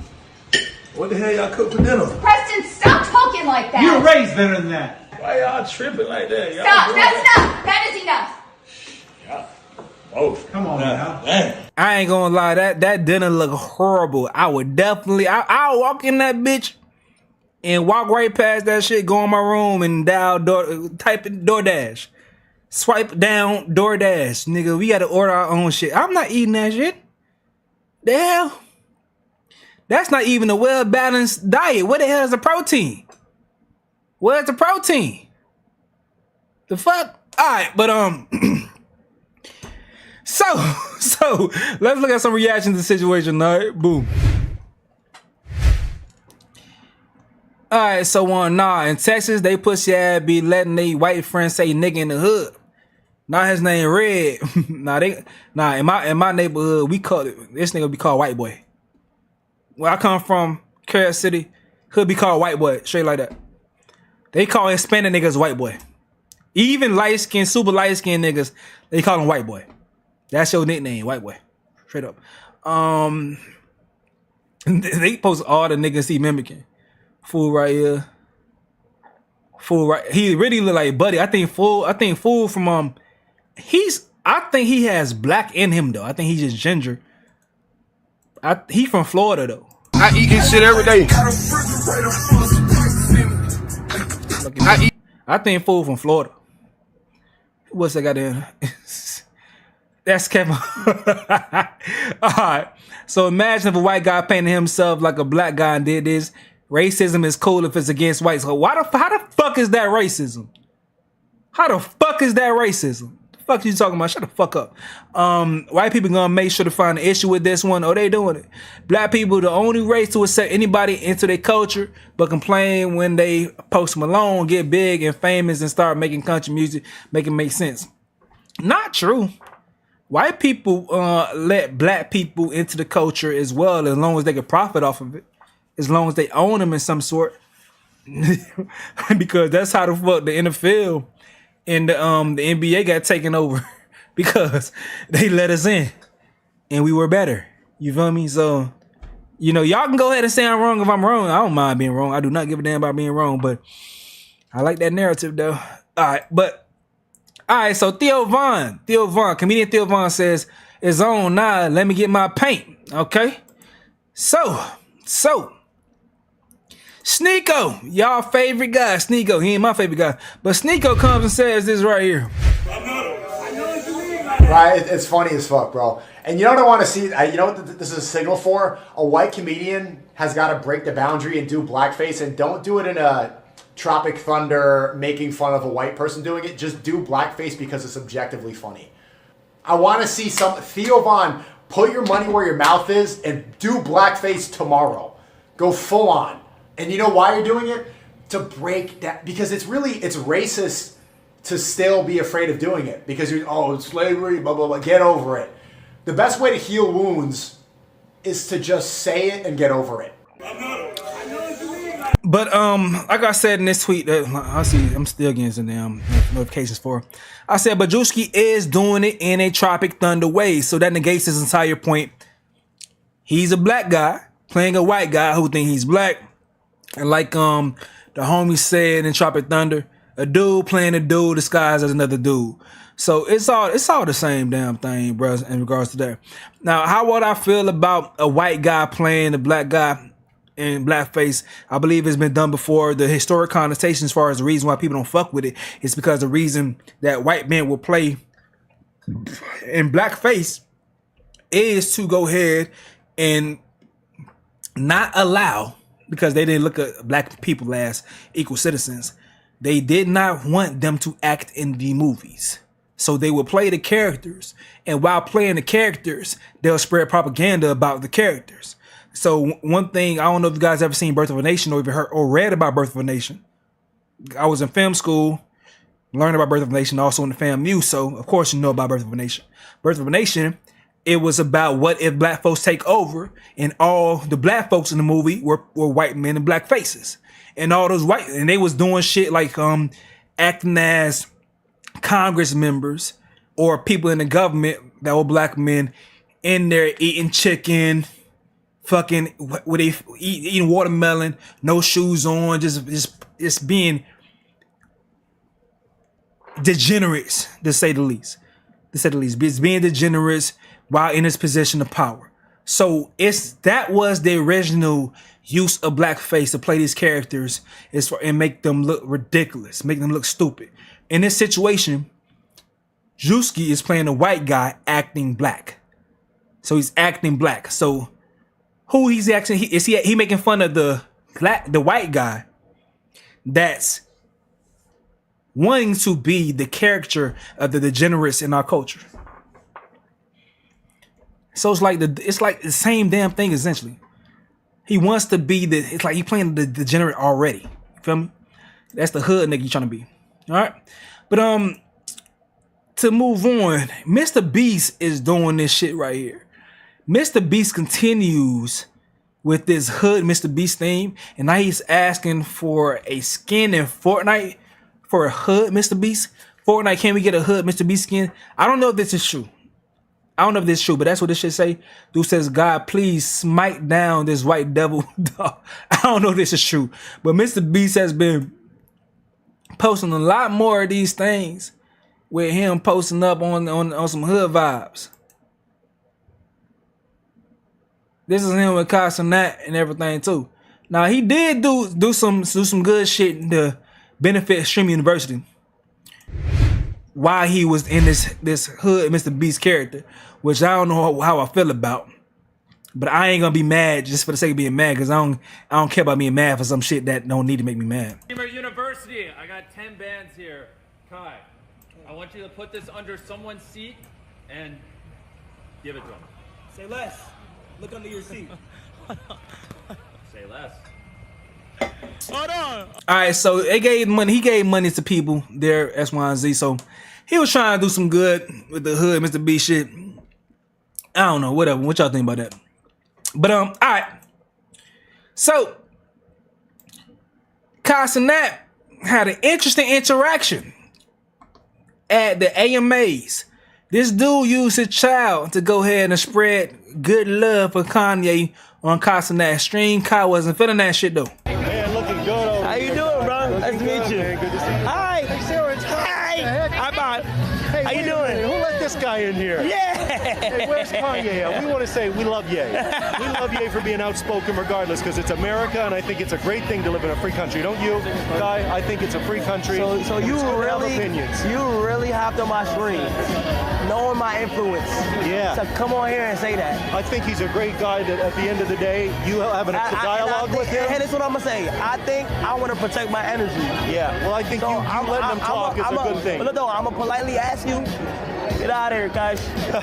Well, we think it's good to have free opinions. I get God it, bless but you, Kai. I don't want that. Whatever you got going on, you deal with that. Thank you for your service. Yeah, see the boy, Sarah. You Appreciate take a photo. I love your work. Yo, that's great work, man. crazy. Hey, really? Nah, thank you so much. Hey, I appreciate you. Hey, Kai, I love the content, bro.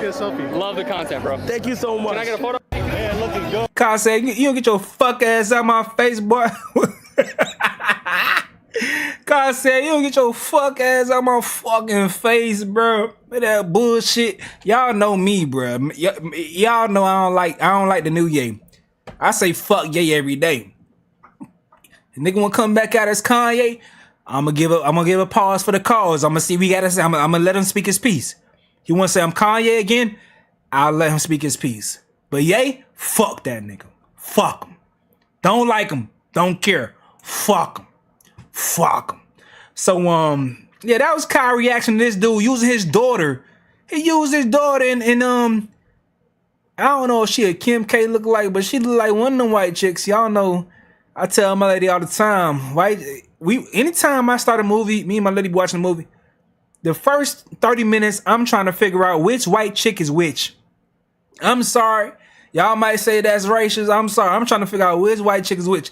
She look like Kim K, one of them girls. I don't fucking know. But okay. So, to keep it pushing, next story, but still the same story. Did y'all see this shit, bro? So we all know Carson had a streaming university situation going on. We know he had streaming university. Peep this right here, because I know a nigga was sick. I invited a person to streaming university yesterday while he was streaming. I was the only viewer in his chat. He was not paying attention to it. And he never seen it. One more time. Invited a person to streaming university yesterday while he was streaming. I was the only viewer in his chat. He was not paying attention to it. And he never seen it. So I seen that a couple days ago, but lo and behold, they found the nigga. Or he found himself. This is the dude who missed the opportunity of a lifetime, my boy. This the nigga right here. Look, I'm bringing up the multi-chat right now. Look at this, y'all. Look, verified, y'all. I'm not lying. Verified, Kai Sinet. I'm your only viewer. Hello, what's up? I'm in your chat. I'm your only viewer. Do you see? My shit was not loading at first. I told y'all I would not lie to y'all. Wait, can y'all see it now? That boy smiling through the pain. He's smiling through the pain right now. I ain't gonna lie. If I was a nigga that's getting one view, I remember getting one view. If I was a nigga getting one view, Kai Snap try to invite me on some shit like I'm on it. On some shit like that. You see that wall right there? Y'all see that wall right there? Hold on, let me make sure y'all see the wall, because y'all can't see it in this angle. Hold on, my bad. That wall right there would have had about 4 holes in that bitch. 4 holes penetrating that drywall right there. Beam, beam, beam, beam. Like I just been going crazy, punching holes through the wall because you fumbled. That's one of the biggest fumbles of all time. How do you not watch the chat? I remember having 1 or 2 viewers on Twitch. I remember that shit. I know how it feels. But you so happy you have someone pop in the chat. I remember talking to 1 or 2 people in the chat like, nigga, we in this bitch. We talking about whatever. we in this bitch hanging. Like that's my best friend. That's my best friend. Like nigga, we hanging. We hanging. So damn, bro, you wasn't on point. You gotta. That right there should encourage people to stay on point. Stay on point, bro. You never know when your blessing is gonna come. You never know when your blessing is going to come. You have to be ready to receive the blessing, bro. He tried. That's crazy. That's like. All right, let's peep this skit right here. Shout out to Faux Fresh, which is the real Fresh. This is one of the funniest niggas. Like I remember Fresh from years ago on Vine, but he got this skit right here, which is funny as hell because I know a lot of people has been in this position in their own respective lives. What the fuck is it? All right, here we go. Now, why are you not up at Streamer University with the rest of them? I keep seeing this up on my phone, and I'm like, you would be perfect. I don't even stream. You don't stream? Don't you do the little vids and stuff? You should be up there. What are you doing? You ever thought about getting a real job with benefits? You know they about to take you off my insurance, right? You know that. Now, why are you not up at Streamer? Yeah. Hey, when mamas find out about all that shit, this shit be crazy. Cause they don't be honest, they don't be knowing, but they be trying to know, and it be frustrating at the same damn time. It be interesting. I remember when when people that my mom watches reacted to me. My mom was calling me like, "Yo, this person, I seen you on this person's channel." I'm like, okay. But it was interesting. Like, yeah, you was on, I think it was Anton Daniels and MTR Them people that my mom watched their channel from time to time for some content. She was going crazy. I'm like, yeah, okay. Yeah, they cool. They cool. It's interesting though. It's interesting. It's interesting. Damn show at the same time, other time, like, yeah, you should get a job like your brother. like I love my big brother. My big brother is the corporate one. I'm the creative one. My big brother, the corporate one. I'm the creative one. So it's like, you know how that shit go. You know how that shit go. That shit be throwing me off though. Like when she do that, I'm like, damn. What do you want me to do? You proud of me when you see people you watch react to my content, but then at the same damn time, you want me to do something different. That shit crazy. It is what it is. Next story.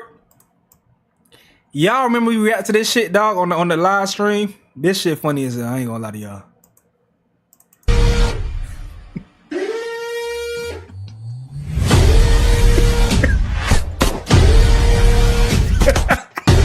Every time I see this shit make me laugh. The people have been parodying this shit. It's been funny as hell too. That boy funny. Hold on, let me pull it up over here. He went to Carroll City too. He went to my high school. He was younger than me though.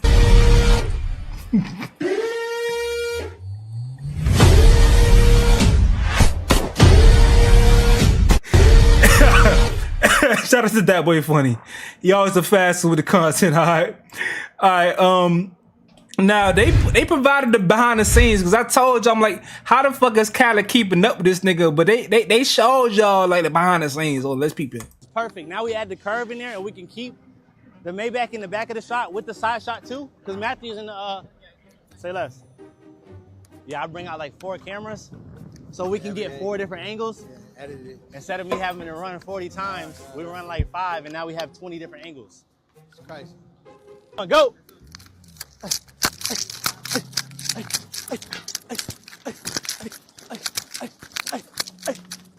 good, that's good.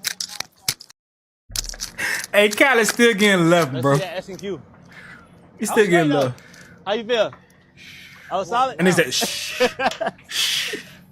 Come on. They believe in us. Come on. God did. That part, God did. Let's do it. Fan love did. Toe to head, shoulder squeeze, the J. And take your time. Now go up a little, go up a little. Now just take your time. Take your time. Come up. See the best. See the shades. See the shades. See all inspired by my brother right here. Come on. This the new look. Come on. This the new look right here. If you ain't got the vest while you running, this the new look. With the Listen, KT tape. Nike. Oh, I'm throwing them out there. KT tape. I'm a nigga that I need to try that KT tape because I had shoulder surgery and I had ACL surgery. I told my ACL as well playing football. So I need to try that KT tape. Has anyone in the chat tried that tape? Has anyone in the chat tried that tape? Because like I see a lot of folks using. I think I may need the tape for in the gym for shoulder days. Nah, not shoulder days. Shoulder days I'll be tripping. But on my chest day, I do my chest day. By the time I get to inclines and arnold presses, my shoulders be killing me sometimes, bro. I think it's because of my surgery in the past. So I don't know if I should try that tape out because of that. I be streaming too, but never see no chats either. One bot viewer, but I gotta keep going. He was speeding relative to his weight. Man, yeah, anybody know about that tape? Though? Let me know if I should invest in that tape just for working out or whatever, because bruh, my shoulder be killing me, and I know I got bad shoulders. I know I have bad shoulders back from my football playing days. My shoulders are horrible. My shoulders are horrible. I think it's the way that I tackled. Like I used to try to hit stick all the time, leading with the shoulder, leading in. I didn't lead with my helmet. I lead with my shoulder, and I'm pretty sure I know that shit knocked out of place a bunch of times. So my shoulders be killing me when I work out. Now it's life or death. His instinct with the kick thing. Keep going tactical. Whatever. All right, bet. Next story though. Well, not next story, but the same story. We right here. They got this the widescreen in the situation. This shit is funny as hell to me, bro. Right there. Got it? All right. 3, 2, 3, 2, 1, go! Faster, Mike, faster!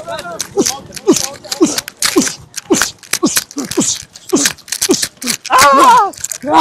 That was straight. You passed the rolls though. You passed the rolls. Mike got to go faster than that, bro. He passed the rolls. That's right. Okay. Not no fool. He played college football. He from Jacksonville too. It's a Florida boy right here. It's a Florida boy.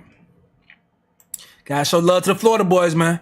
But all right, man. Let's go ahead and move on to the next story, though. So, they saying, I don't know how true this is. Hey, man, here, load my shit up. Damn, dog. I hate sometimes when I do this. I prepare my streams too long ago. So they be like lagging as far as the clips. Like, say, for instance, I prepare this shit and it pops up like this. If anyone streams, you gonna know this shit in the future. If you do it like me, I prepare this shit, pop up like this when I prepare it. But then when I click on it, it's like smaller like this. I be hating like motherfucker, like, cause I have my shit like formatted to be on point. I hate that so much.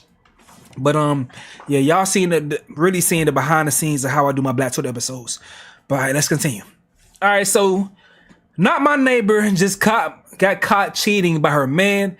Yeah, and yes, my ring caught it. CC, how it started, everything all cute now. Okay, let's see what's going on. Yeah, you want me to let you want to do. Hey, right in.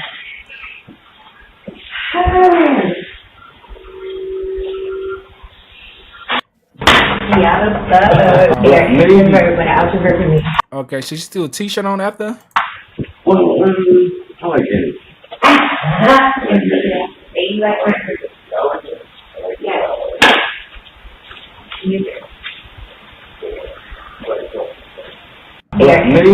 All right, so that's that angle. Show me D. Are you fucking serious? Show me D. You gonna hit me in my face? Show me D. Show me D house. Hit me in my face. Show me D house. Show me D house. I seen your car. Show me D house. Show me. You hit me in my face. Show me where D house at. Show me. Get off. You at D house though. Bitch, I'm taking everything from you. Give me my fucking glasses. Bitch, I'm taking everything from you. Give me my glasses. Bitch, you think I'm done? Give me my glasses. You at D house though, right? Give me my glasses. D house. Give me my glasses. You with D? Where D at? Show me. Give me my glasses. Show me where D at. Give me my glasses. I'm right here. Show me where D. Where D house at? Show me where D at. Give me my glasses. Right. I don't. You didn't buy my glasses, so give me my glasses. Give me my fucking glasses. I'm not the fuck you. Oh, we don't buy my glasses. Show me this. This shit is real. Now I don't condone domestic violence. I don't condone fighting people, but fights do happen. Fights do happen. I don't condone it. I do not condone it. I do not condone it. Y'all seen me laugh. I did laugh. I cannot lie about laughing just now because y'all seen that I'm live right now. Whew, okay. But I laugh because he took her glasses. And that's fucked up. Because I wear glasses and it's fucked up that when, like, imagine me doing some shit bad and I wear, like motherfuckers taking my glasses and my contacts and I can't see because I did some shit bad to them. That's it crazy. But you ain't gotta hit her. You probably just snatch the glasses and run or some shit. I don't know. But damn.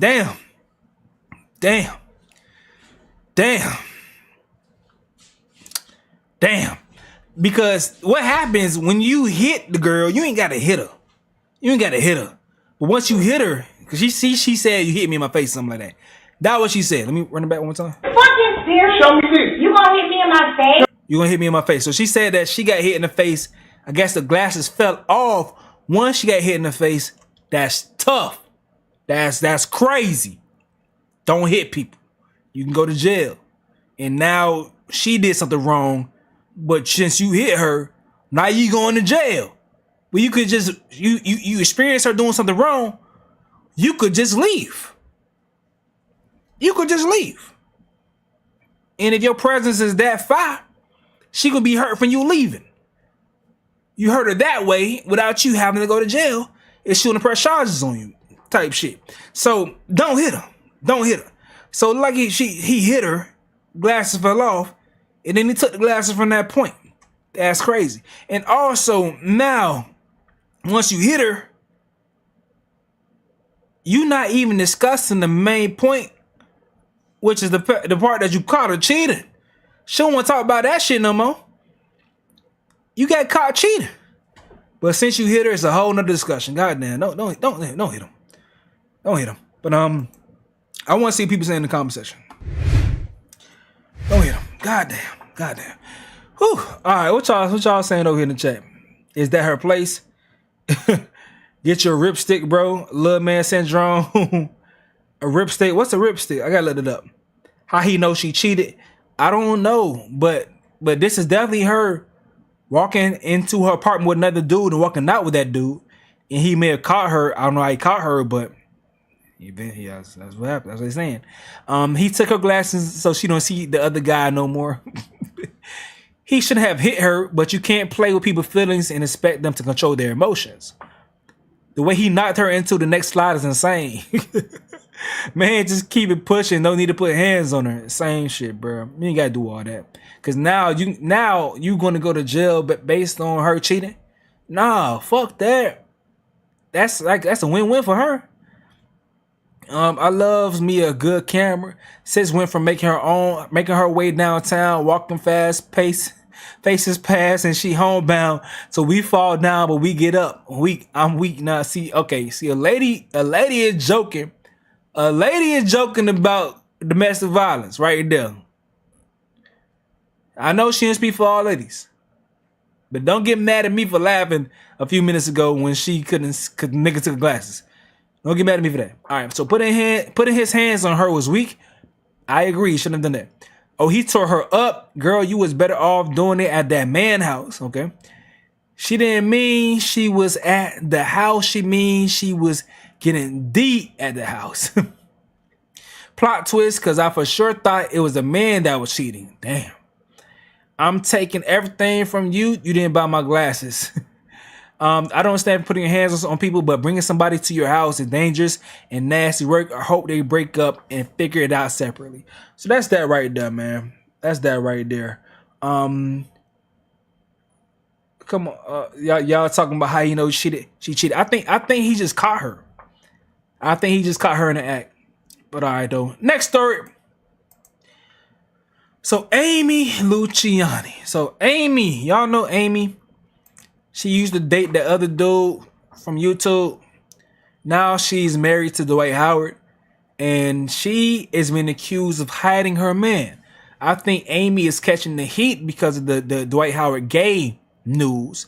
I'm not going to say rumors because it's news, because his lawyer has confirmed that he had consensual sex with men. It's not rumors. It's confirmed. It's news. So the reaction to the news of him having sex with men and it leading to a lawsuit has her saying this right here. You're not. You're not. That's why y'all notice, like, let me refresh this because I don't know what you're talking about. You're not talk about Dwight on my page. You're not gonna talk about Dwight on her page. You're not. You're not. That's why y'all notice, like, did y'all notice when we first got together, I was posting and I was so happy and it was Black love and I was so happy. And then I was reading the comments. People was like actually adding my husband's name to talk shit about him. Like adding his name, going out their way to on my page. I made a Dwight Howard build on 2K. I be dropping buckets and I love it here. Thank you so much.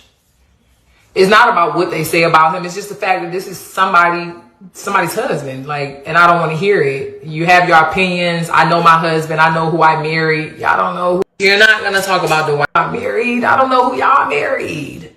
And then to go out your way to at him. I stopped posting him because I could see if it was like people saying negative things about him. But y'all going out your way and y'all adding my husband. Y'all gonna at him to disrespect him on my page. We're not going to do it. So I thought I was going to be one of them girls who can showcase like her. So I wanted to like really show nothing. Honestly, he owns his past and people got to stop responding with one comment. I think it went too fast. At the end of the day, I think you should still vlog. Yeah, I'm about to start vlogging. I'm getting back into it. So, but let me tell y'all the space that I'm in. I really don't know what to vlog about. Shout out to Africa too. I don't know what to vlog about because it's like, I want to show y'all stuff, but I'm keeping stuff private. Nothing. Honestly, he owns his past and people got to stop responding with one comment. Okay. All right. What else is it? Bitch, keep my husband's name out your mouth. That's what you do. And I'm going to end the live because that quick,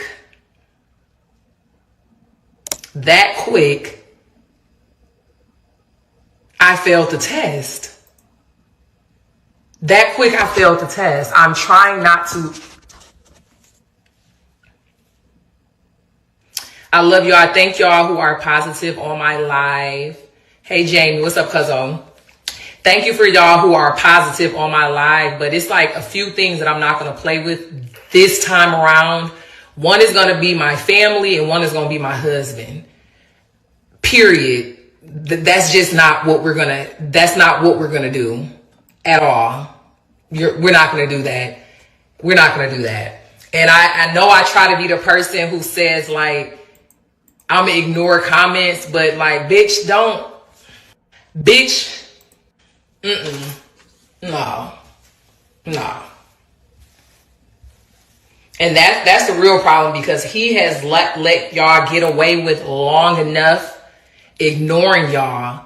So y'all think it's just like you could just run wild with it. But like, bitch, stop playing with me. You don't coming on somebody live talking about their husband. This is not a boyfriend. This is not a friend. This is a husband.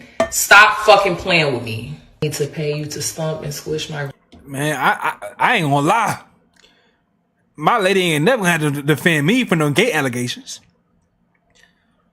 My lady would never have to defend me from that shit, so I just need the same energy. The same energy, and my lady can have some good, even equal fights. Like some good fights. Because she ain't never gonna have to go that hard for me. So I know that I can have this same thing. I want this. I need this. This type of energy from a wife. I need this. I need this because you ain't never gonna hear no shit about me doing no gay shit. That my lawyer got to confirm for the sake of my innocence. Talking about it was consensual. Hell, fuck no. So yeah. That's a hell of a wife to have. That's a hell of a teammate to have. She is all that he needs right now because she is. This right here is amazing PR for him. If she could forgive it, the woman that actually has to take the meat that he shared with men. What the fuck can I say? I ain't got to deal with that, man. Grapes down. I'm gonna block you if you keep talking about your balls. So let me just say this. I'm gonna get off the live right now. I'm trying to find a space to be nice to people. I am trying to stop cussing. I'm trying to not be reactive. And this is why I don't like going live because people are stupid. Let me say this. Although I do not curse, I'm trying to work on it. Yeah, I mean, Amy, I think Amy is a beautiful woman. I think, I know her body's not real, but I think she has a nice body. I know it's not real all around. I think she's a beautiful woman. I never seen anything from her that made me feel like she do anything that's too extra. I love Amy as a concentrator. Even back when she was fucking with Mozzie, I thought she was fire as fuck back then. I thought Mozzie had a catch. Dwight got her. He got a catch. You know? She may do things for as far as like the reality TV show, but that's scripted. We don't know these people. Dwight got someone to accept his lifestyle. I don't have to sleep with that nigga. I don't give a fuck. I don't gotta sleep with her. That's his wife. Whatever they got going on, they gotta deal with them and God. I don't give a listen, I'm not gonna go through all that shit. If you want to ask me, it sounds crazy as hell, but I'm not gonna break my brain trying to wrap my mind around this shit. But whew, that boy got a wife. He got a wife with him. He got a wife. Good God. All right. Next story. Speaking of a wife, Travis Hunter finally tied a knot, man. Travis Hunter finally tied a knot, and my boy is out here having himself a great time with his lady. Now, y'all know he was going crazy trying to see what's his dynamic. What's going on here with his girl, because she was doing some things that a lot of us did not agree with, and we were scared for Travis. Let's see. But that boy happy. And I'm not going to be the person to come on my platform and try to say, oh, I know that this is going to happen. I hope this shit don't go bad.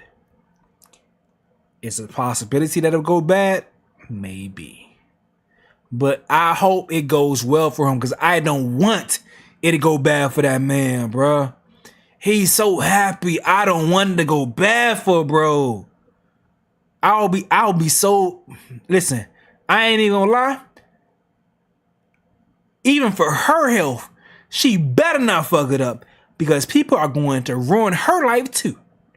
You do him wrong, your life gonna get ruined too. So you better be on point. You better be on point with that man. Like, dude's such a genuine dude, although he do look like Jamie Foxx off a booty call. He does look like Jamie Foxx off a booty call. But at the same time, like, dude's, let me show y'all, dude's such a genuine dude. Like, he's just a happy dude. Got the big boy wheels for the gift. That's that signing bonus right there. Because she got him a nice gift, nice truck. You know, this is the gift back in return with the marriage. She got him a nice truck. That shit look fire. That shit look fire. But man, I don't want nothing but the best for dude. I hope she has learned from the ridicule that she's received. I hope she's learned. That's all I can say. I hope she's learned. You know? But my dog he back in training camp having him a swell time. Just jigging. You know? He in the perfect place. Once I realized he's a Florida nigga, I'm like, okay, that's why he always fucking dancing. Florida niggas love to dance. I don't know why we some dancing ass niggas, but we just some dancing ass niggas. In Miami, we call them booty shakers. But he's a dancing ass nigga just like any other Florida nigga. But alright, so but this right here, like this is like stuff like this is really wild. I'm like, man, I want nothing but good to go Travis Hunter way. I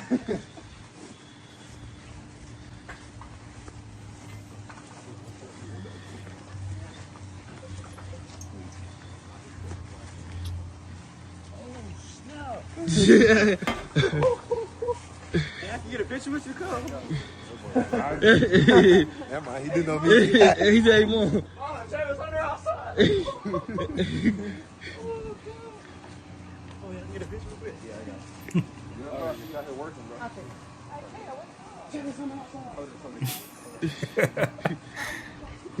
And Jit talking to his mama back there. Travis Hunter outside. I know that feeling, man. Talking to your mama like, Ma. I know that feeling, man. What y'all saying in the chat? Peace, say so what's going on? That dude, Ja, what's good? Alright, man. So I hope things go best for dude. We've talked about the red flags, but I don't want to be right. And I see a lot of people saying, oh, this is going to happen. He made this a mistake, blah, blah, blah. I don't know where the news from the prenups come from. Like, I've seen people talk about the prenups, but who knows if that's true? You don't know if things true. Like people lie, especially these Colorado boys. People lie a lot about that shit because look at this shit. Look at this shit. Let me show y'all. Next story, by the way. I ain't been on point with my next story though shit. But next story though. So, like I said, people lie a lot about these Colorado boys. Because this situation, they obviously lying. Peep this shit. A car is being delivered who knows where. Matter of fact, it says right here.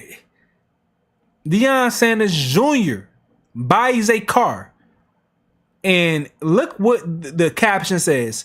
Brown star rookie quarterback Shedeur Sanders bought himself a custom Rolls Royce worth over $500K.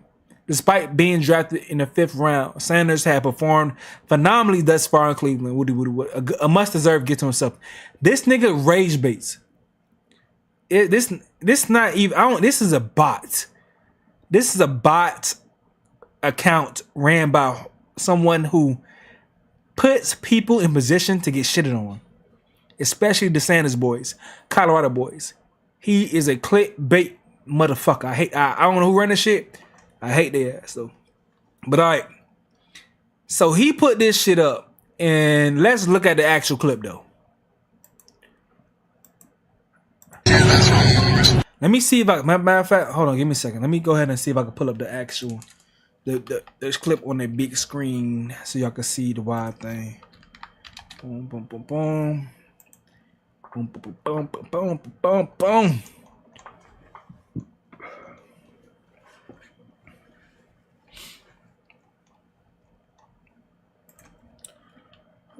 What's a shit there?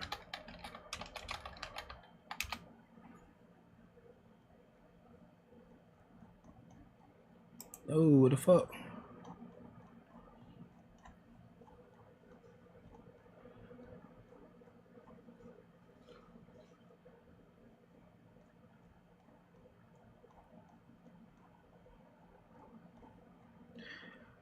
If I can't find it, then we have to go with this right here. But I know it's like right in a second. I'm gonna scroll past it in a second, I believe.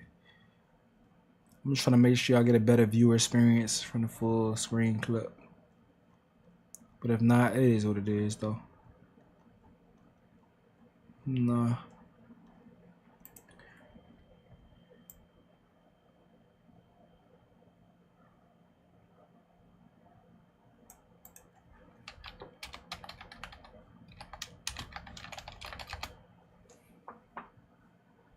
Got it. Here you go. Boom. All right. It's the full. Here you go. So y'all can see and listen. And listen to what's going on. What they saying.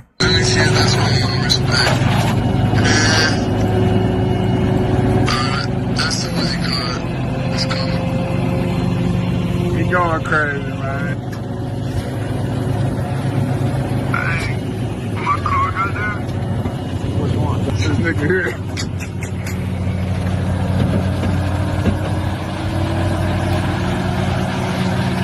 You know, though, get money. It's all good. Did y'all hear Bucky? Bucky is Deion Sanders Jr. Listen what he say. You know, though, get money. It's all good. You're not the only nigga getting money. The car is being delivered to where the person on the phone is at, right? To where the person's on the phone is at. And the person on the phone tells Shedeur, you know, though, get money. It's all good. You're not the only nigga getting money. It's all good. Nevertheless, this page is saying that Shedeur got this car and knowing that this purchase is more than his fucking signing bonus. His salary period. His salary. All right. So, with that being said, Shedeur says that's another lie. I'm focused on my team, not a car purchase.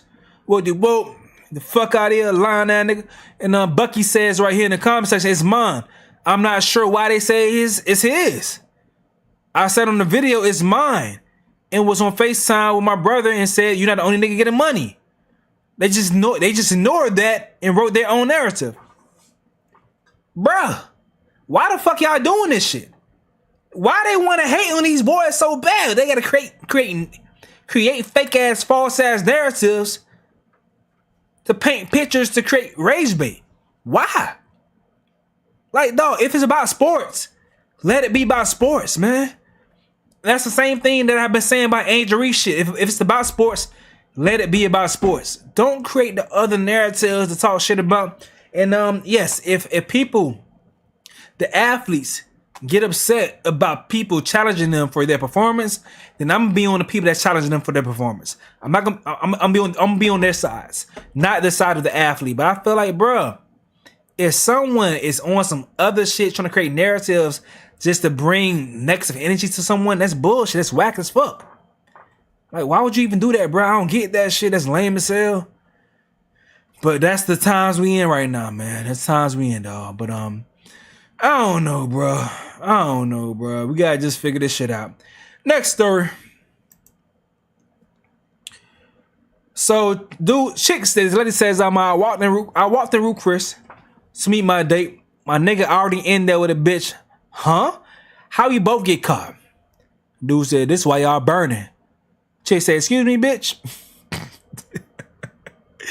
This lady right here says, you heard her in Spicy Draws? Unpopular opinion, Root Chris is so played out.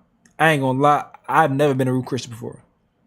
I've been to Prime 112, Poppy Steaks, Prime 112 several times, Poppy Steak. I love STK, but I've never been to Root Chris though. Why are we making this okay? Shit like this don't even amuse me. I don't know why, but like a lot of ladies feel like this shit is cool. I don't get that shit. Niggas been feeling like this shit was cool, but ladies are getting cool with this shit too. It's like we all on the same playing field nowadays, bro. That's exactly why y'all front be itching. I mean, that pussy be itching. He said what he said. Bruh, find you one person and settle down. The streets are cooked. A whole life blessing in just 3 sentences. This is why I'm single and celibate. You heard him. That's why y'all be burning, bitch. All right, my bad. She said, bitch, but I added on. A Siri play Let It Burn. Yeah, man. Yeah, but you just out here just cheating. Why are you cheating for? What's the purpose of cheating, bro? Like, come on now. I don't know. I don't like this shit. What y'all saying in the chat, man? That's what you call selling your soul for content. When you rather be morally incorrect to others in order to prosper, you definitely selling out. Wasn't his girl? It was just his turn. Next subject. All right. So some people are catching on to the earliest topics because they're dead, because they're miserable. Should have got property instead. All right.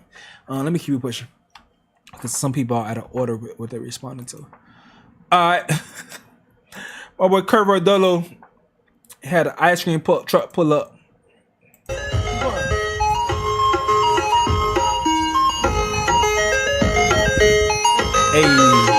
Hey.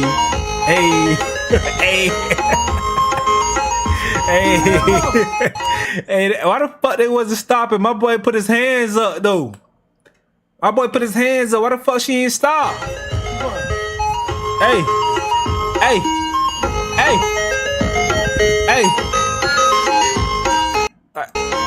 Alright, she gonna just keep the car rolling. Stop the car. Hey. Stop that nigga doing all that. Stop the truck, man. Stop the fucking truck. She disrespectful up there, man. Stop the fucking truck. My boy doing all he can to get you to stop the wheels from moving. Stop the wheels from moving. Goddamn.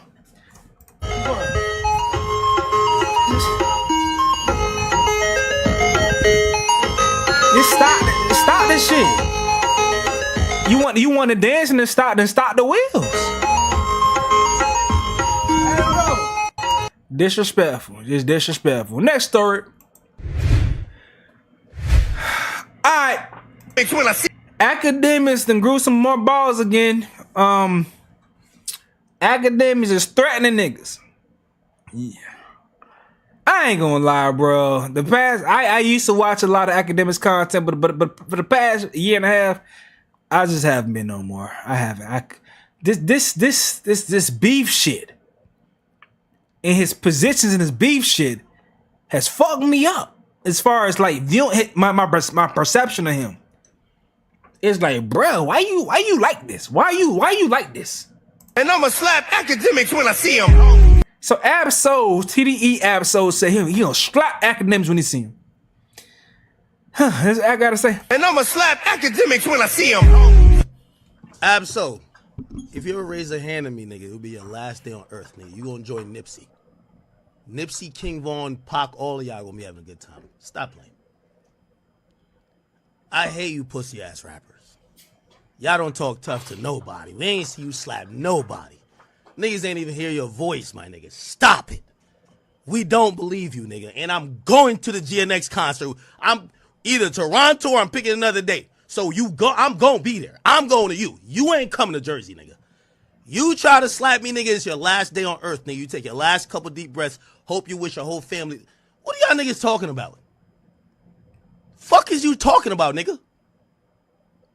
Yo, that little goofy shit y'all talking about, like, bro, it's not happening. What are you talking about? What are you nigga talking about? The nigga violating you, you don't want to slap him? Or maybe we're just rapping. I think he probably just rapping. I'm so not like that. The fuck is this nigga talking about?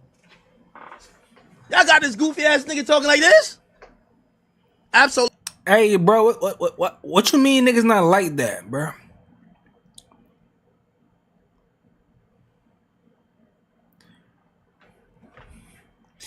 If niggas don't like you, a slap ain't nothing. What you mean niggas not like that, bro? I seen Tory slap niggas. I seen Tory press niggas. And y'all swear Tory is a saint. Y'all act like Tory is God. Tory Lane's a God. He the one hurt a soul. Jesus Christ walking on earth. But Abso say he gonna slap you? He ain't like that. Huh?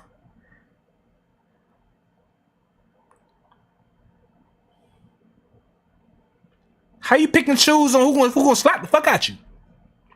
It's because they feel disrespected. If a nigga feel disrespected, I don't know if he ever I don't know if it's ever been disrespect towards Abso directly from Act, but you have disrespect people around him or him indirectly. You may feel like he wanna slap you. Dumb niggas will slap you. Niggas will slap you. Especially from some type of way. And they see you, they will slap you. You feel me? Especially if they see you in person, they press and you try to be on a certain type of energy. Like niggas, what's gonna happen? What happens in a situation like this? What would happen is a nigga like Abso will see academics and they'll chin check him. They'll check his pressure. They'll pressure check him. They'll say something to him to see his energy in response. And if his energy is like that, that's when they'll smack fire out of him. Like, that's how it happens. You see a nigga that be talking crazy online, in person. You say something to him like, what's up with that? You been saying. If they shit is on some chill shit, let them slide. If they shit on some spicy shit, smack fire. Simple. This nigga talking about? Y'all got this goofy ass nigga talking like this? Absolutely, I'll give you an address, nigga. I dare you to pull up and try to slap me. It'll be your last day on earth. I've been praying and begging for one of y'all rap niggas to give an example. What are you talking about? Please, keep your goofy raps, keep rhyming words, but keep it wherever the fuck you at, my nigga.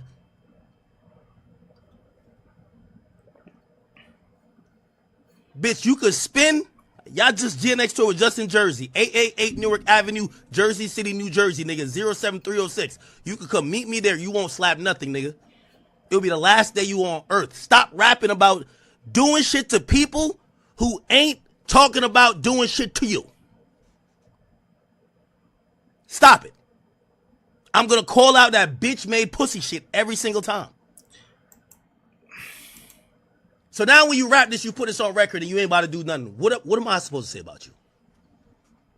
That you a bitch? We never heard about you doing nothing. Hey man, but at the same time, I would say this: as a man, academics has to defend himself. Yeah, you got to defend yourself. I don't know if he's speaking about defending himself though, but yeah, if a man threatened to put hands on you, you better say some shit back. You don't. I don't agree with copping please. Even if you is pussy, I don't agree with copping please. If someone threatens you, yeah, you better say some shit back. But what's the reaction? What's the comment saying in reaction to act talking spicy like that? What they saying? I'll give you the address. I dare you to pull up. He ran the same play with Saucy Santana. Let's just hope it doesn't end with him crying on camera. Too scared to catch Saucy Santana's fade and then go and cry about it is wild. Sit here and act like I know I'm in America. I gotta sit here and just act like I don't fuck with certain shit. I would never like it. Nigga we dealing with right now. Pull up to your headquarters. Headquarters. Niggas is in the streets. I wanna meet in the road. Yo, headquarters. Nigga, what the fuck is somebody meeting you at your headquarters for? You know, that's like, we from the hood. Oh yeah, that's like we tell the bitch, come in my house. Cause I can do whatever I want to. As a free body.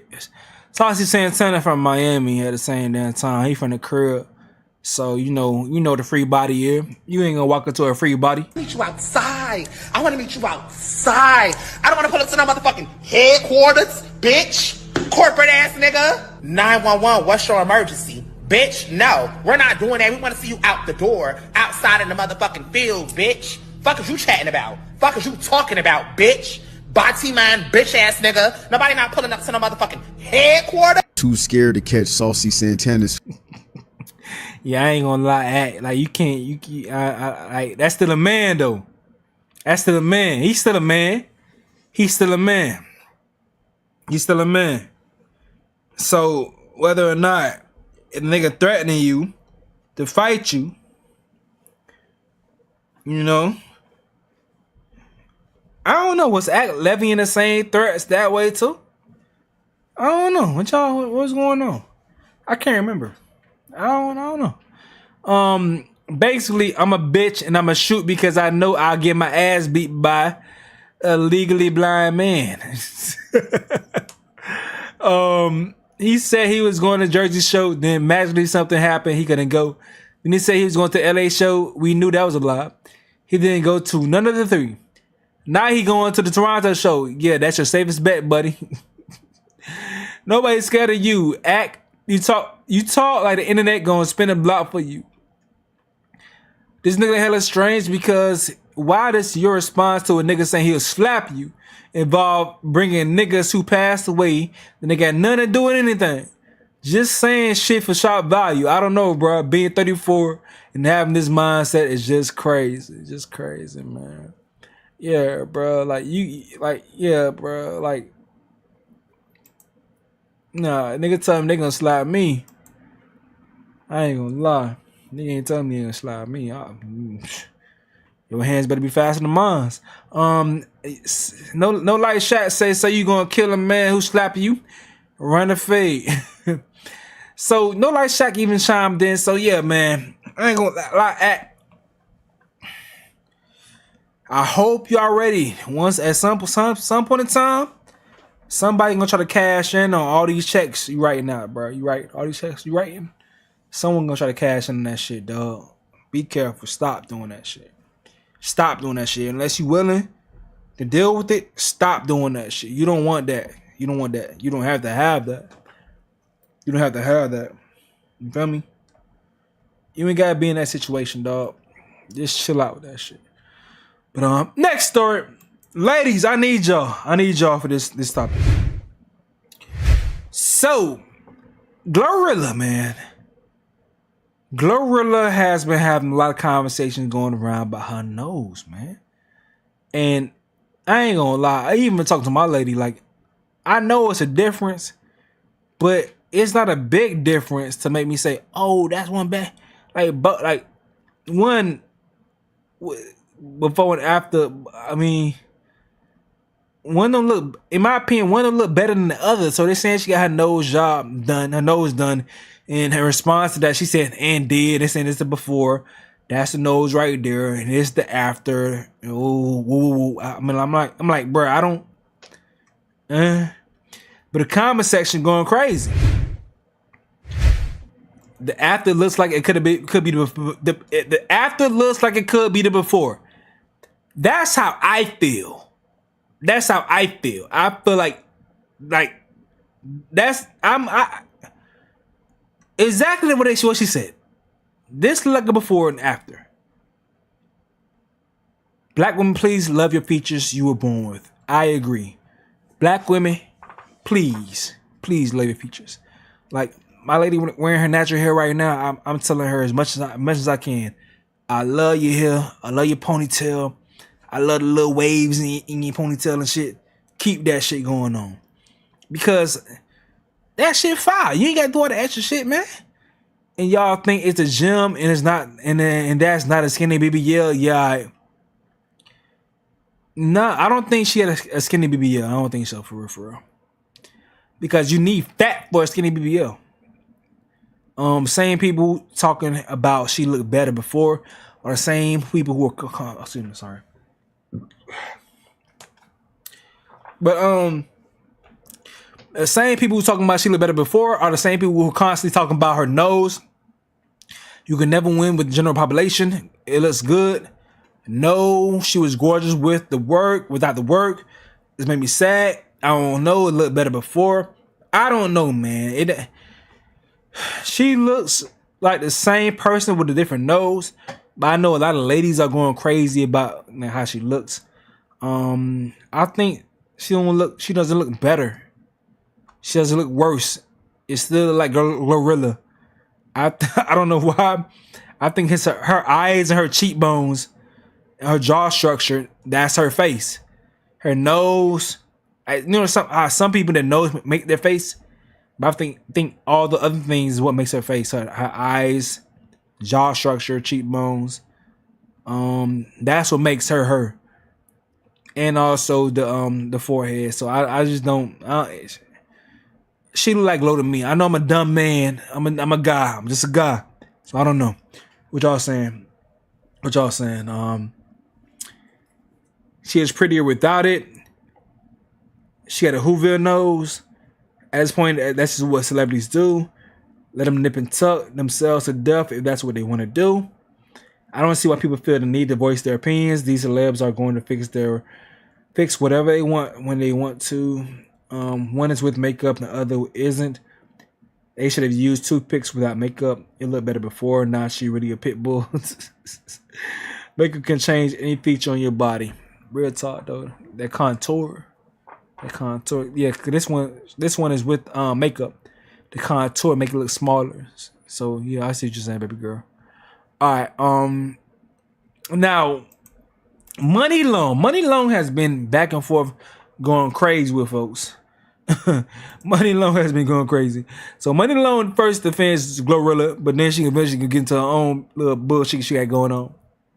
They bullying my girl Glow right now about her choices, about what she want to do.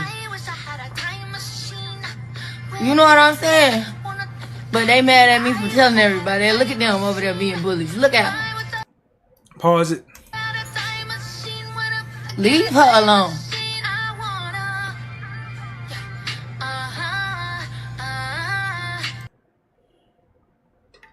Gotta pause it. They over there bullying that girl right now.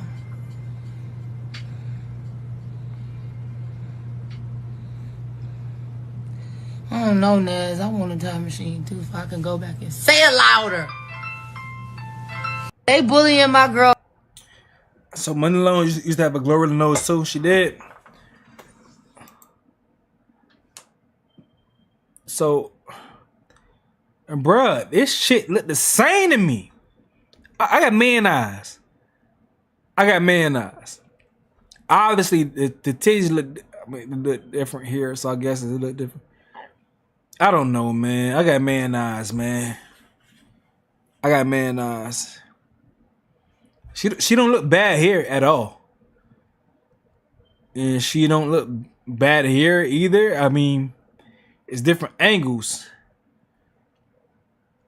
If anything, the tip of the nose look bigger here. Like I don't fucking know what's going on. I don't know what's going on. I'm so confused here. I'm so confused here. Alright, so now Mooney Long been going back and forth with people. She been going off because she feels like black women have been mean to her. Alright. Let's stop, man. What Mooney Long gotta say. This is not a I hate. This is not a I hate black women channel. So you here for that type of content, you in the wrong place. This is not a I hate black women channel. Alright. But what does Mooney Long gotta say? Ever black women that say they don't like my personality. You notice that? Cause I'm being myself, I'm acting just like your raggedy mom and your aunties. So she's saying it's only black women who say they don't like her personality. And she can't. This is how they act. But there's something wrong with my personality. You don't like me, you don't like yourself. Exactly. Take a look in the mirror, ho. You don't like you. My bad. Let me listen to the ladies in the chat. They say Google Mooney Long before when she went by Priscilla Renee. So y'all want to see Mooney Long before she looked right like this right here? Let's see.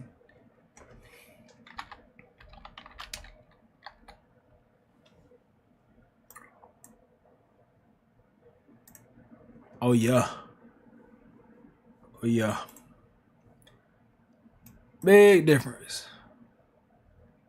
Big difference. Damn.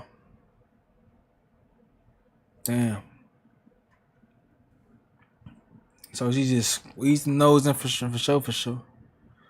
Hell no.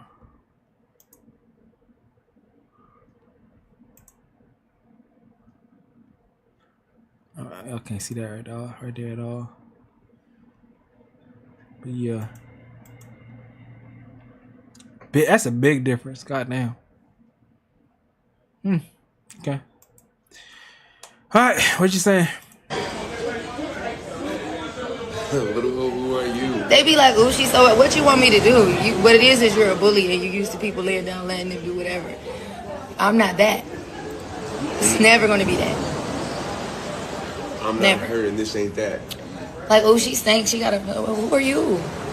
Why do I have to be nice to you? What did you do? It's called being confident in who you are. And exactly. No, I see the comments, Kelly, but it's just amazing to me.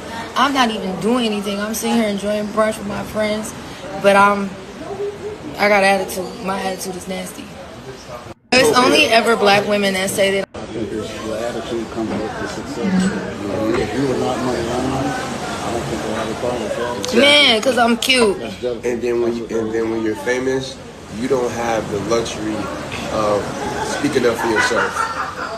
Now that's crazy. Okay, girl, you realize you lame. You still sitting here talking. Leave.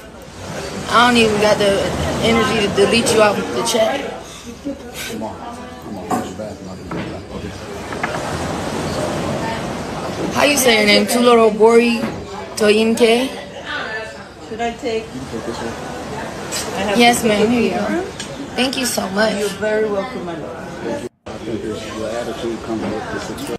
Alright, so they put out this video right here saying how she turned on her fan base.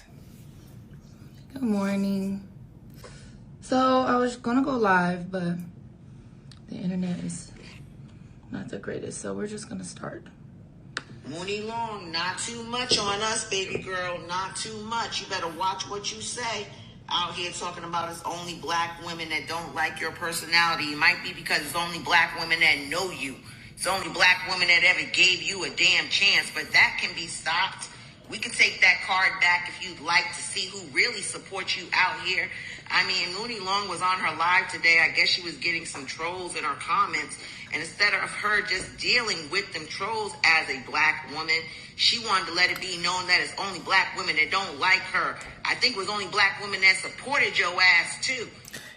And although that could be like bullshit, but it could be real shit at the same damn time. Like, I hate when people say something like, "Oh, you only say this, you only cover certain things about black people." Bitch, I don't even give a fuck about black people. So that's not, I ain't gonna say that. Like, man, to be real, some content I only cover because I only care about that content. Only consume that content. So I naturally only speak about that. Or if a black man only dates black women, then his relationship doesn't always go well with the black woman. Then usually, he has bad experiences with them type of women. So it's just like it works like that. It works like that. And I'm not gonna go into it's a live stream, so I'm not gonna hold it up with me thinking and getting into the deep thoughts. But yeah, just like I want y'all to understand what I'm saying. I want y'all to understand what I'm saying. I'm sorry. Didn't nobody like Hours and Hours and all these songs till we liked it. You know what I'm saying? No one liked your music till we liked it. And now, because you think you got other people of diverse communities liking your music, you don't really want to recognize who made your shit hot? You bumped your head, little girl. Instead of you talking about black women, you need to be talking about the people that troll you. Because black women also supported you. But we don't have to, though. We don't have to. Mooney Long, not too much on us, baby girl. What you gotta say? All right, so this is a very complicated situation. A very complicated situation. Because yes, I'm sure most of our supporters are black women. I'm sure of that. And I don't think she's saying black women as a whole do this to her. But the people that do it are black women. So it's like, damn, why are you guys as black women doing this to me? Knowing our plight. So let's see what she has to say though. Sherry. Never stop with Sherry. Your duets are off. And I can't stitch the video. Also can't save it. Or else I would have done that. First of all, it's Money, not Mooney. Nice to meet you. And if for folks that don't know, Mooney Long is on the spectrum. From what I know, Mooney Long is on the spectrum, okay? She's on the spectrum. the first question that I have for you, Miss Sherry, is you said you better watch what you say, or what?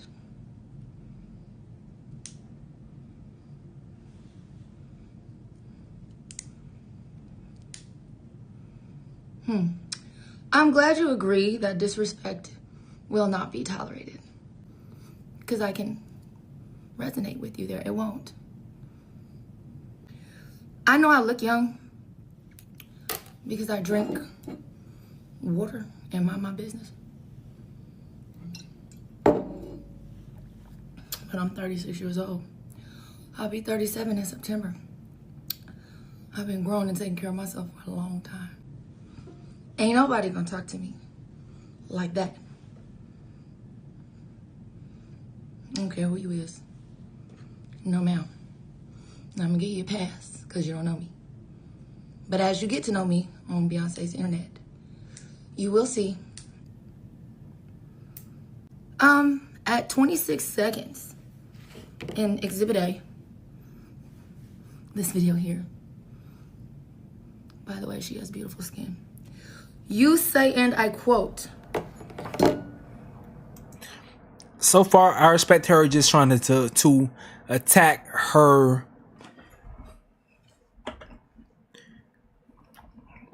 takes. So many times when we are trying to, debate, we have ad hominem attacks rather than discuss the actual takes. So I'm gonna let y'all know right now, I'm not a Mooney Long fan. I don't like her music. I don't like it. I don't like Hours. I don't like none of her music. Not my cup of tea. At all. I'm being 100% honest with y'all. You may be mad at me for that, but I don't like her music. The Made For Me song, it was so fucking annoying from day one. I never liked it. Never liked it. So, here we go. Instead of her just dealing with the trolls as a black woman, the rest of the sentence doesn't even matter. Instead of her just dealing with the trolls as a black woman, is that our assignment? To be strong black women? To just deal? I'm not doing that. Matter of fact, let me show you something.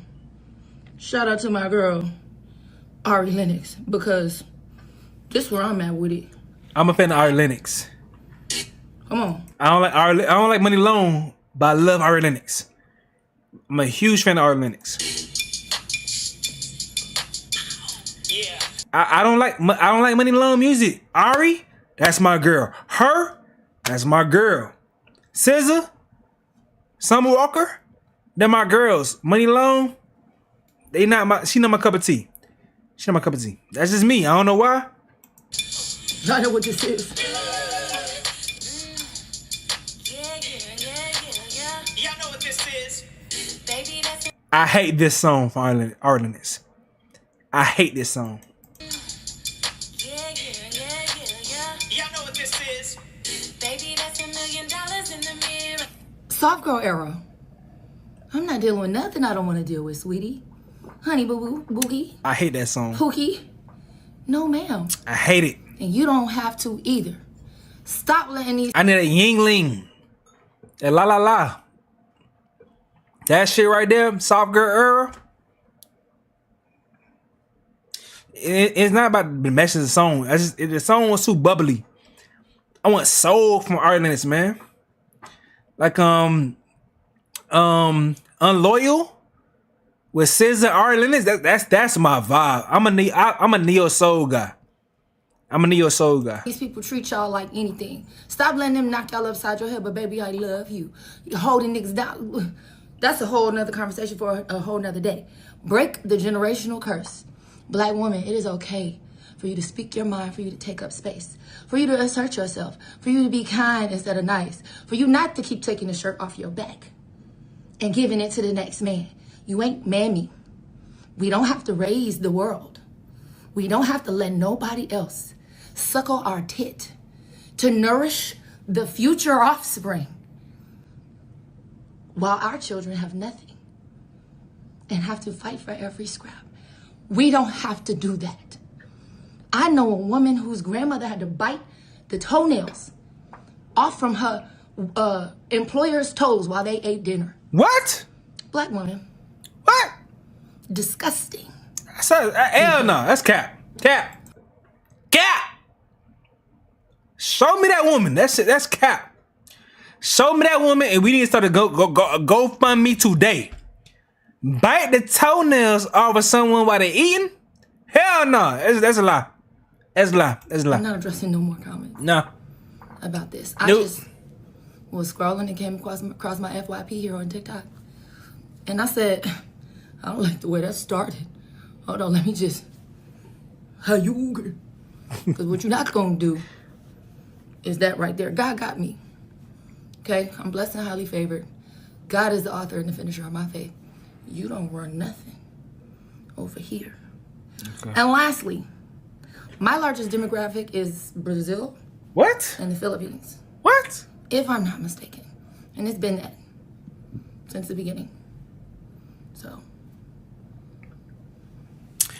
I ain't gonna lie though. My first largest demographic, my very first largest demographic, I'm always say is the UK.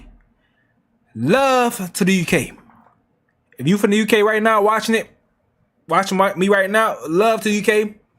That's always been my first largest demographic. I'm always show love to the UK. Right now, the UK is smaller.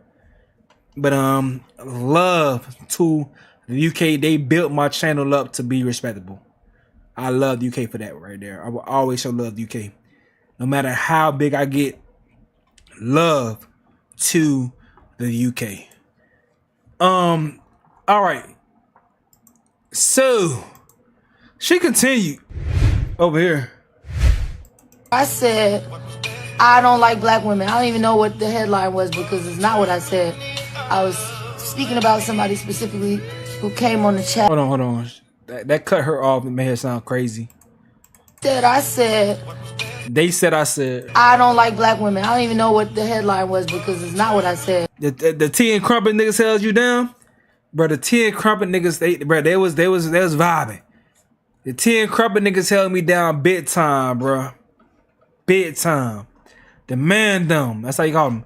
The man dumb. The man dumb held me down.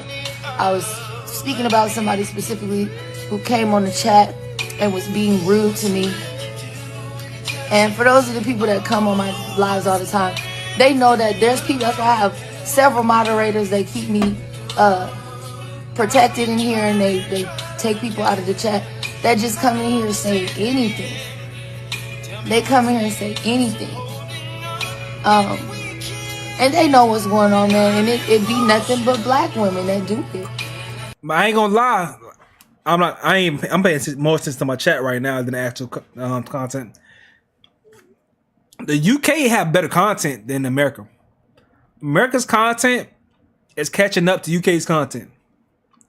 Like all the balloon pop shit, all the guess who's who. Like it's a lot of content the UK had going on before. America's catching up to because I think they had to do more creative shit to catch up.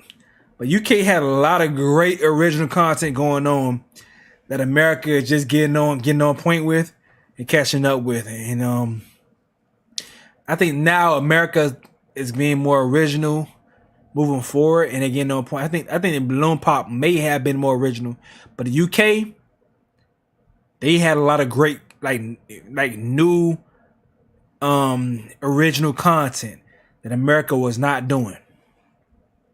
They were not doing. Actually, that's not funny. Somebody get the conservatorship because I had somebody try to do that to me before because you can't control me. And she said someone tried to get a conservatorship on her because she's autistic.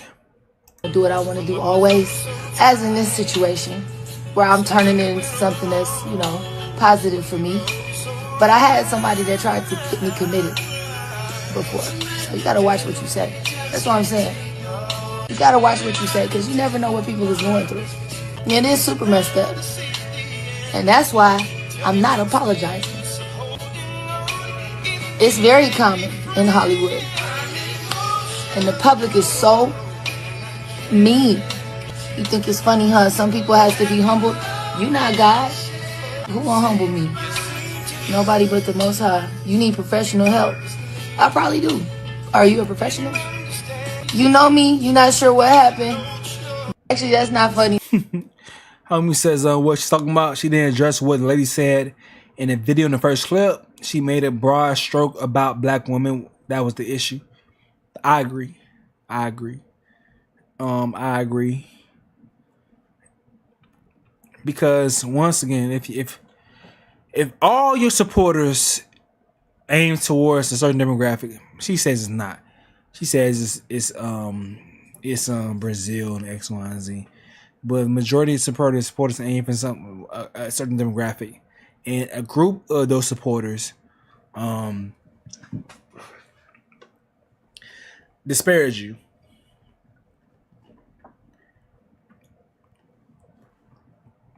Taking out and just aiming at the demographic of the people that disparage you and using that to cast a net over everyone isn't fair. I don't think that's fair, because especially if a great deal of your supporters are from the demographic that you're disparaging, that's not going to end up well for you.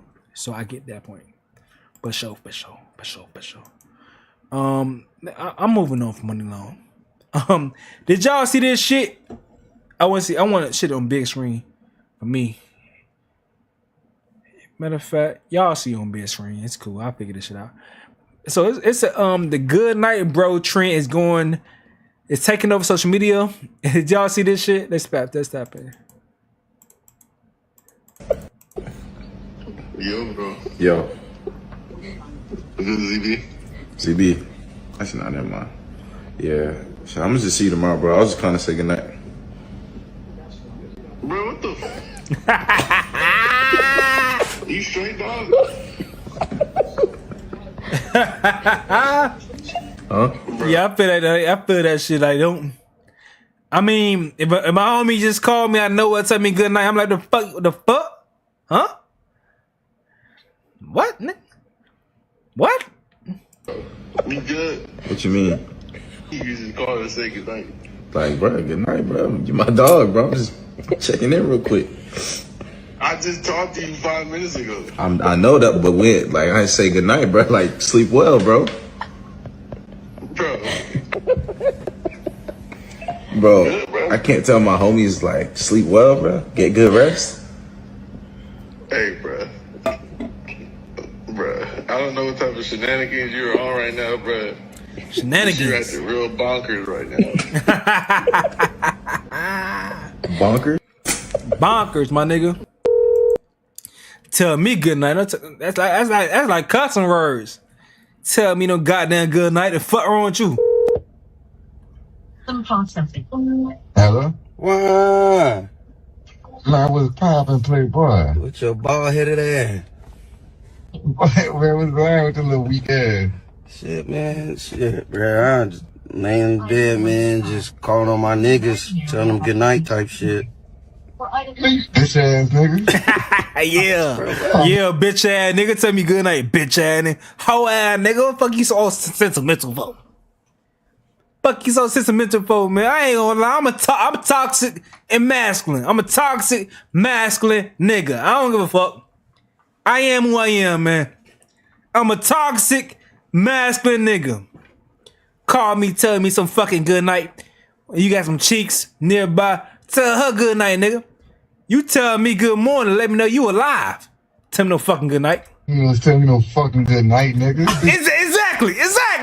Tell me no fucking good night. Fuck out of here. You tell me good morning. Let me know you alive. Let's get to this money. Let's handle some business. Tell me there's no fucking good night. Tell me you thinking about me. The fuck? Fuck out of here. You go to sleep every fucking night, bitch. Exactly. Fuck around this nigga. Don't tell me no good night.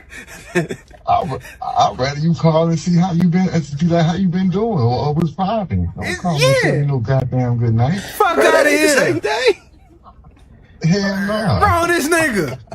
Tell me no good night. Nigga, we supposed to be brothers, man. I can't call me. Yeah, we fuck. I can't call my niggas and be like, dang, man, love y'all niggas, good night. Sweet dreams type shit. Look, sweet dreams. I love you too, nigga. Don't call me say no good night, though.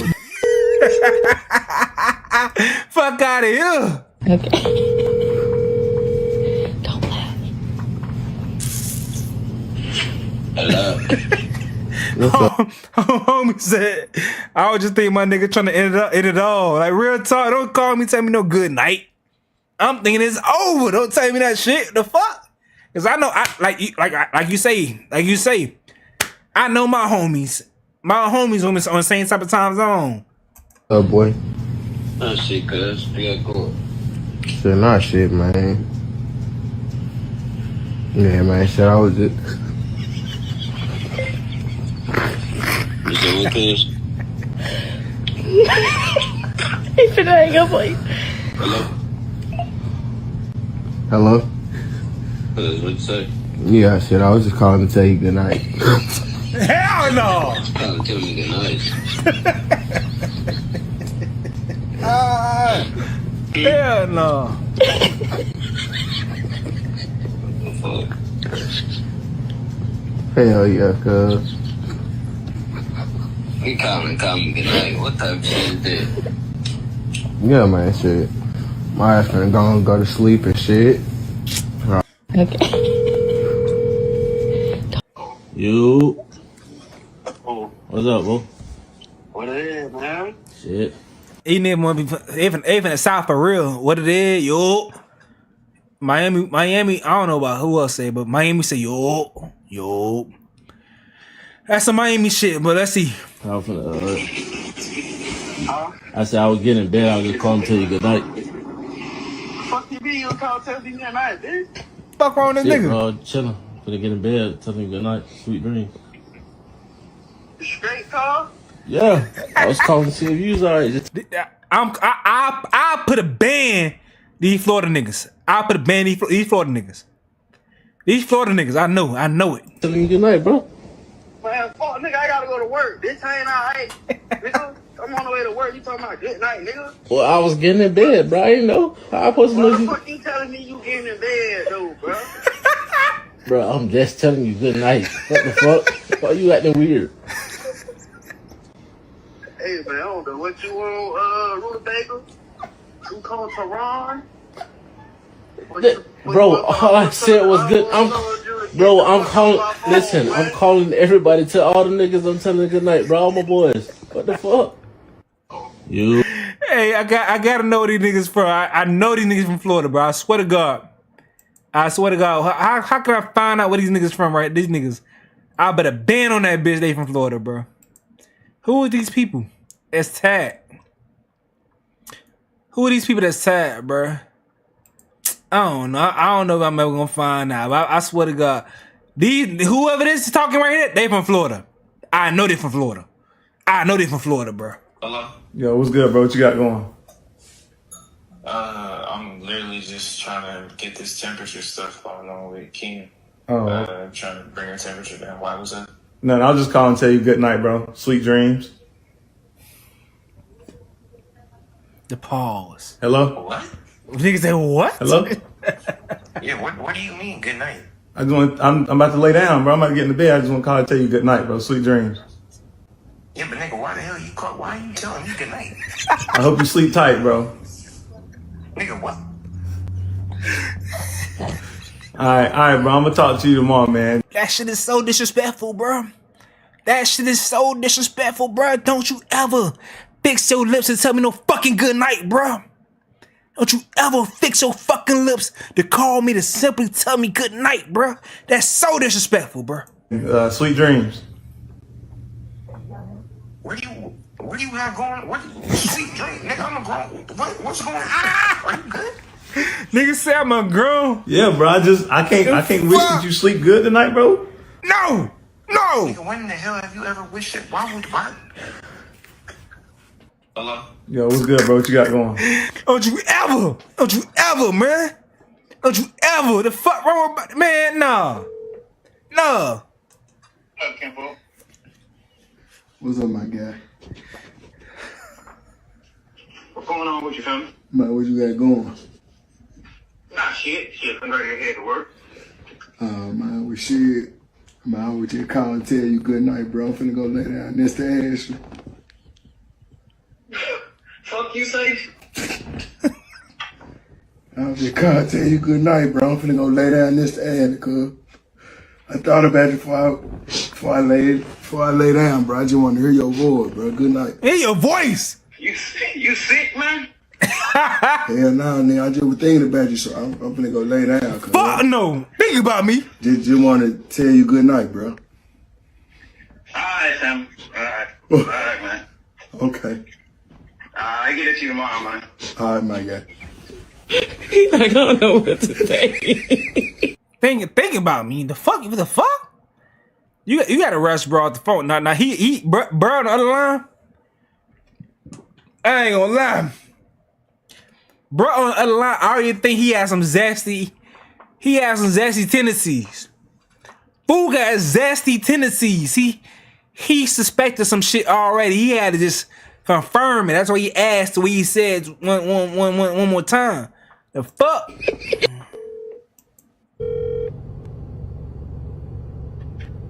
Yo. Hey, bro. Yeah. What you want? Shit, none. Chilling at the house. Okay. I ain't gonna keep. Huh? I ain't gonna keep you long, bro. You good? Yeah, I'm good. What's up? Hold on. But now I had just got home from the movies. I was just calling to tell you good night. Nigga, what the fuck your gay ass on, nigga? How nigga get it with this gay Fuck shit out of here, you nigga. got going on? What's nothing to do? Fuck out of here, nigga. No. Nah, nigga. Fuck out of here. Get the fuck on, nigga. Fuck out of here, nigga. Not on that.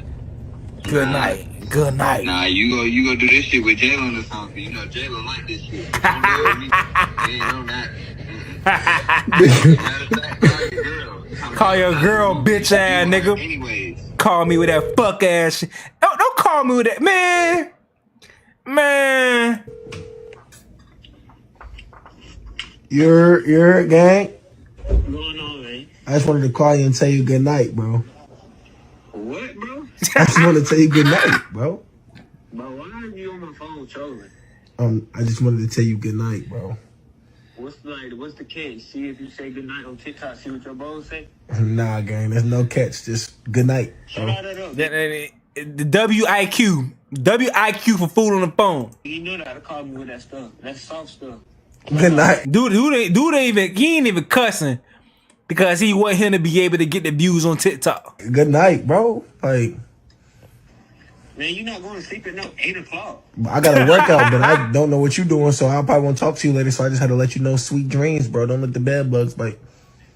Shut all that up, nigga. You know, like that soft stuff. You get slapped out. Good night, bro. Hey. Good night, bro. You serious? Yeah, I'm dead serious. Good night, bro. Like, no troll. No troll. Good night, bro. Good night, bro. Love, gang. Love, bro. That's how you tell your homies you love them. Love. Now, I ain't gonna lie. I tell my homies love you, bro. Sometimes, like love you, my nigga. I tell my homies I love you sometimes, like, you know, cause you never know, bro. You never know, bro. I tell my homies I'm proud of them. When they on their shit, they grinding and they doing things for their family, bro. I love seeing my boys doing shit for their families, dog. If I see my homies be on point getting bread, especially my homies, like most of my homies, like they do things and they have family businesses, bro. I always show them love for that shit because I appreciate that. I don't have no kids. A lot of my homies got kids. I'm like, at this point in time, damn near all my homies got kids. But I always show love to them anytime I see them doing something positive because I want them to feel that endorphin release from doing that. I want them to feel like happy for someone acknowledging them doing something positive for their family, bro. I'm always show love to my boys for that shit. I will never miss the opportunity to show love to my boys doing something for their family, dog. I love my boys for that, dog. I love my boys take care of their families. Hello. What's good, bro? What going on? Ain't shit. Just called to tell you good night. Man, don't call no gay ass shit like that. Don't you over at that, playboy? Later, man. Good night, man. Take your ass to sleep out, man. Alright. Yeah. Sometimes niggas know they homie be playing too much, bro. Yo. I don't know, bro. Should I try that shit? Let me see some shit. Let me see some shit. Let me see some shit real quick. Let me see some shit, bro. I got my homie AO Swiss. I know he do YouTube. He gonna know the fuck I'm talking about, so he ain't even work, bro. Actually ain't gonna work. I would do it, but he do YouTube shit, so he ain't gonna work.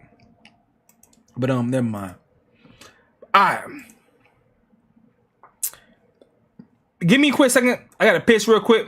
Give me a quick second. But bet.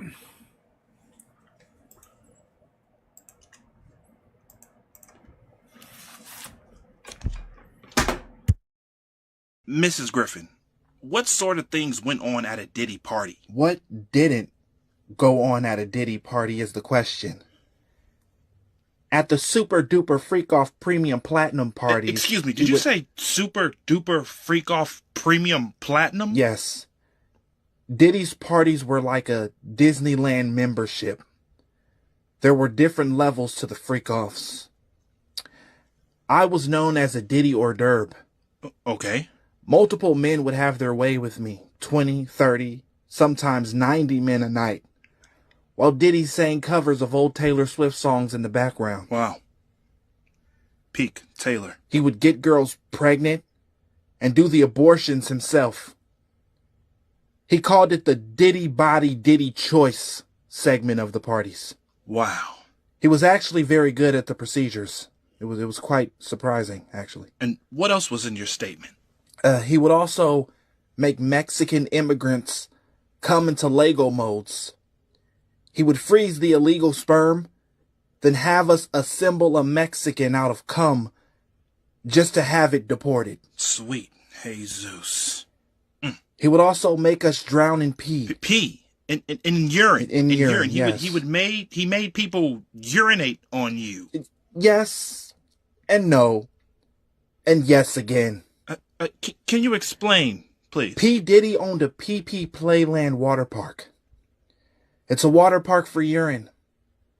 It's composed of nothing but R. Kelly's piss. R. Kelly isn't in jail. He's a pee slave. He just pees all day. Hold up. I run it back. Run that shit the fuck back, man. Long Beach Griffey saying niggas a pee slave? The fuck is that? The fuck is a pee slave? Mrs. Griffin, what's... Nah, I want y'all to get the real experience from this shit. Hold on. Give me some time. A quick little second. Boom, boom, boom. There you go. Boom. So I want y'all to enjoy this shit like I enjoy this shit. Here we go. Bada-boom. Mrs. Griffin, what sort of things went on at a Diddy party? What didn't go on at a Diddy party is the question. At the Super Duper Freak Off Premium Platinum parties... Excuse me, did you say Super Duper Freak Off Premium Platinum? Yes. Diddy's parties were like a Disneyland membership. And this is when your wife takes a stand at a Diddy party. Diddy There trial. were different levels to the Diddy trial. Freak offs. I was known as a Diddy hors d'oeuvre. Okay.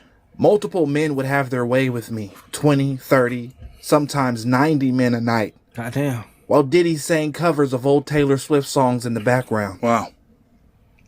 Peak Taylor. He would get girls pregnant and do the abortions himself. Huh? He called it the Diddy Body Diddy Choice segment of the parties. Wow. He was actually very good at the procedures. It was quite surprising, actually. And what else was in your statement? He would also make Mexican immigrants come into Lego modes. He would freeze the illegal sperm, then have us assemble a Mexican out of cum just to have it deported. Sweet Jesus. He would also make us drown in pee. Pee? In urine. In urine, yes. He made people urinate on you. Yes, and no, and yes again. Can you explain, please? P. Diddy owned a PP Playland water park. It's a water park for urine. It's composed of nothing but R. Kelly's piss. R. Kelly isn't in jail. He's a pee slave. He just pees all day. Every day. In the PP Diddy dungeon. Vile stuff. Free R. Kelly. We would drown in 9-foot pools of R. Kelly's piss. Is there anything else? P. Diddy would also dig up dead celebrities who he played a part in offing and make everybody at the party watch him make Diddy love to the corpse. Diddy love, my God. And these things aren't even the worst parts. What do you mean by that? He would sit us down. Take your time. And make us watch every Tyler Perry movie start to finish. Oh my God. Even Alex Cross. We watched that twice.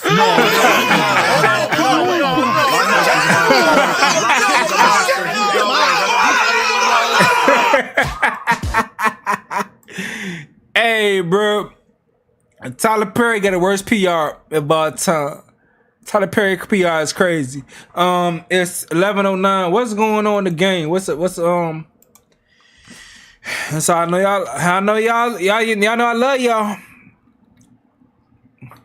Cause I be on stream rather than the games, watching the games.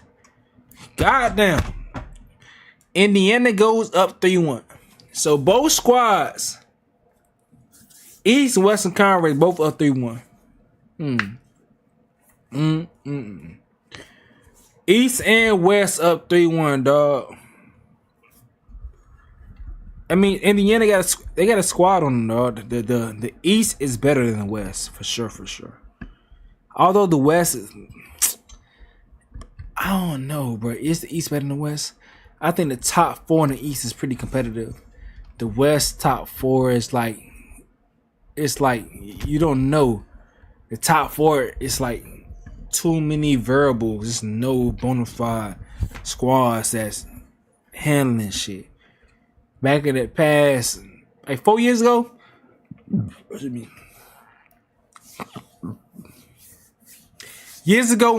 there'll be some squads in the top 4 of the Western Conference that's handling the shit.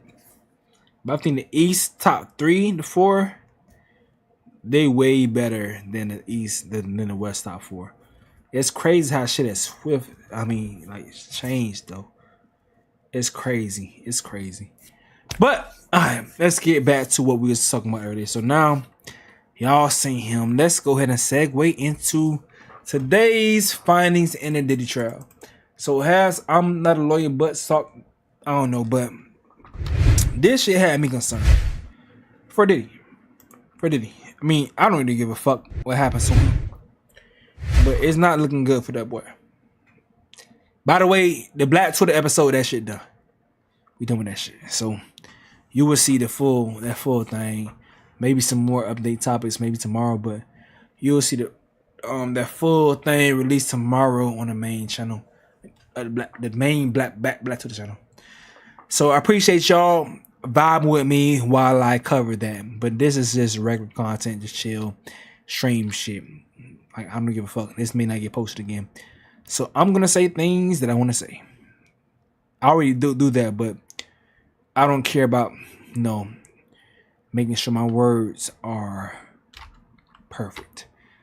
So with that being said, Diddy's former employee Capricorn Clark testifies Diddy broke into Kid Cudi's home and planned to kill him after finding out about Cassie and Cudi's relationship. This is bad. If this is true, this is horrible for Diddy, because this is the racketeering shit. He is using his employees. If this is true, and she is playing time. She's playing basically her and someone else that worked for him slid to Cudi's house for the purpose of killing him because he worked with her. You can't do that shit with people you work with. You can't do illegal things by force, especially because within her testimony she said she didn't want to do it. She didn't want to do it. Did he force her to do it? That's forced labor. That plays into the racketeering. So if she was forced to go ahead and slide on Cudi shit, that's racketeering. As simple as that. And also she did it. She went to his crib with a security guard. He's doing these things with people that's under his payroll. They're doing illegal things under his payroll. So technically, that's racketeering. Technically. All right. All right, so there's let me see, I'm not a lawyer, but let's see what's going on over here. Man, I've been on my anime shit a lot lately. Watching a lot of anime. Like this past weekend, weekend two, I done watched Solo Leveling. I'm on the third season of Attack on Titans. I'm on the third season. And also, I caught up with Jujutsu Kaisen. So I'm on my anime shit like crazy, dog. I love anime, man. I want to create an anime channel called Unleash the Nerd. Unleash the Nerd. I swear to God, I want to. But I don't know how to monetize it. Because most of my shit is reacting to what people are saying. I don't know everything, but I want to make an anime channel so bad, bro. But I gotta see how to do it. But for whoever recommended, I know my peoples. I asked y'all about Solo Leveling. Y'all told me Solo Leveling was on point. Solo Leveling was fire. Attack on Titans has a great story. I had to get used to how the Titans look. The Titans look crazy, but I'm getting used to that shit. So like I said, I'm on season 3 right now. Jujutsu Kaisen was okay. Gojo cool. Yuji cool too, but I feel like it's a watered down version of Naruto. I ain't gonna lie to y'all. I feel like it's a watered down version of Naruto. I love Naruto. That's my favorite anime. All right, Diddy trial, day 10. The explosive testimony of Capricorn Clark. Lawyer, but let's get into what happened before lunch on day 10 of Diddy's federal trial. So the day kicks off with the government confirming that they will be submitting letters regarding the defense wanting to strike Dr. Hughes' testimony and part of Kid Cudi's testimony. And then prosecutors call Capricorn Clark to the stand. If you recall, she was brought up during Cassie's testimony as well as Kid Cudi's testimony. Clark says she started working at Bad Boy as Diddy's personal assistant back in 2004 and went on to become the global brand director of Sean John's women's brand by 2008. However, before working at Bad Boy, she interned at Def Jam right out of high school and later worked at Death Row under Suge Knight. Capricorn also mentions that Suge is the father of one of her friend's children. And on her first day working for Diddy, he took her to Central Park with his security guard. It was after dark, and he, being Diddy, told her that he didn't know she had anything to do with Suge Knight, and if anything happened, he would have to, quote, off her. I'm sorry, guys. I'm so sorry. Forgive me. Capricorn says the bodyguard stood there silently, and she took the threat very seriously. On the stand, Capricorn admits that she could have been more transparent about her employment background when applying to Bad Boy. Capricorn is then asked by prosecutors if she's ever seen Diddy with a weapon, and she tells the story of a time that Diddy and 50 Cent had to do some kind of press event for MTV. After the event, Diddy, Capricorn, and Diddy's manager at the time get on an elevator, and Diddy mentions having some sort of issue with 50 Cent and then says, quote, "I like weapons." Capricorn then describes a time that she was accused of stealing. Pause that right there. Oh, that makes so much sense. Because that's why this little ignorant ass nigga, not little, but this ignorant ass nigga, 50 Cent, that's why he been saying this shit over here. Hold on, pause it.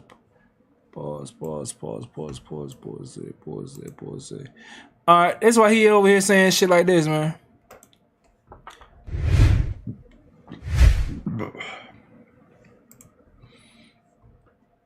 Nigga said, hold on. Cut. Wait a minute. Puffy's got a gun. I can't believe this. I don't feel safe. Cut. Wait a minute. Puffy's got a gun. I can't believe this. I don't feel safe. LOL. So he like, oh shit. Shit getting dangerous. Oh my goodness. Itty bitty Diddy wants me dead. I have to lay low. I think I'm going to hide out at the playoff game tonight. Fucking asshole, man. Asshole, bro. So, is anything more?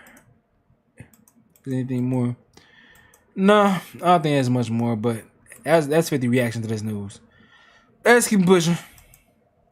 Some jewelry. She says that they were all traveling from New York to Miami and she was made responsible for the jewelry. But before they all got to the airport, she realized that the bag holding the jewelry was missing. So Diddy continues on with the trip to Miami, but Capricorn Clark says that she was held back in New York and was questioned for 3 hours by Diddy's security guard, and then he searched her apartment. The following day, Capricorn says that the security guard took her to an empty office space, locked the door behind her, and then she was given a lie detector test. Clark says the man giving the test told her that if she failed, she was going to be thrown into the East River.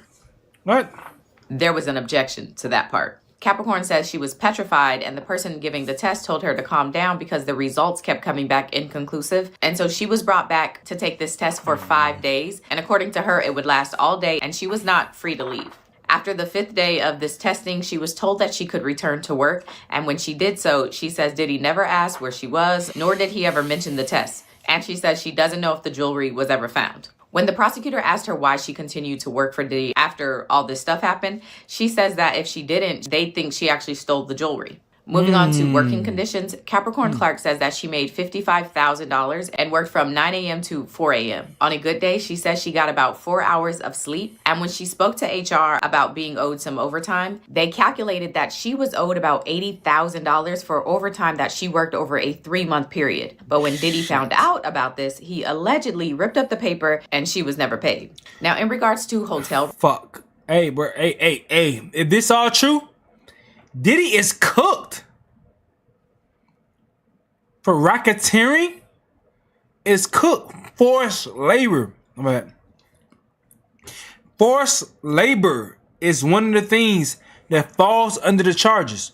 Forced labor.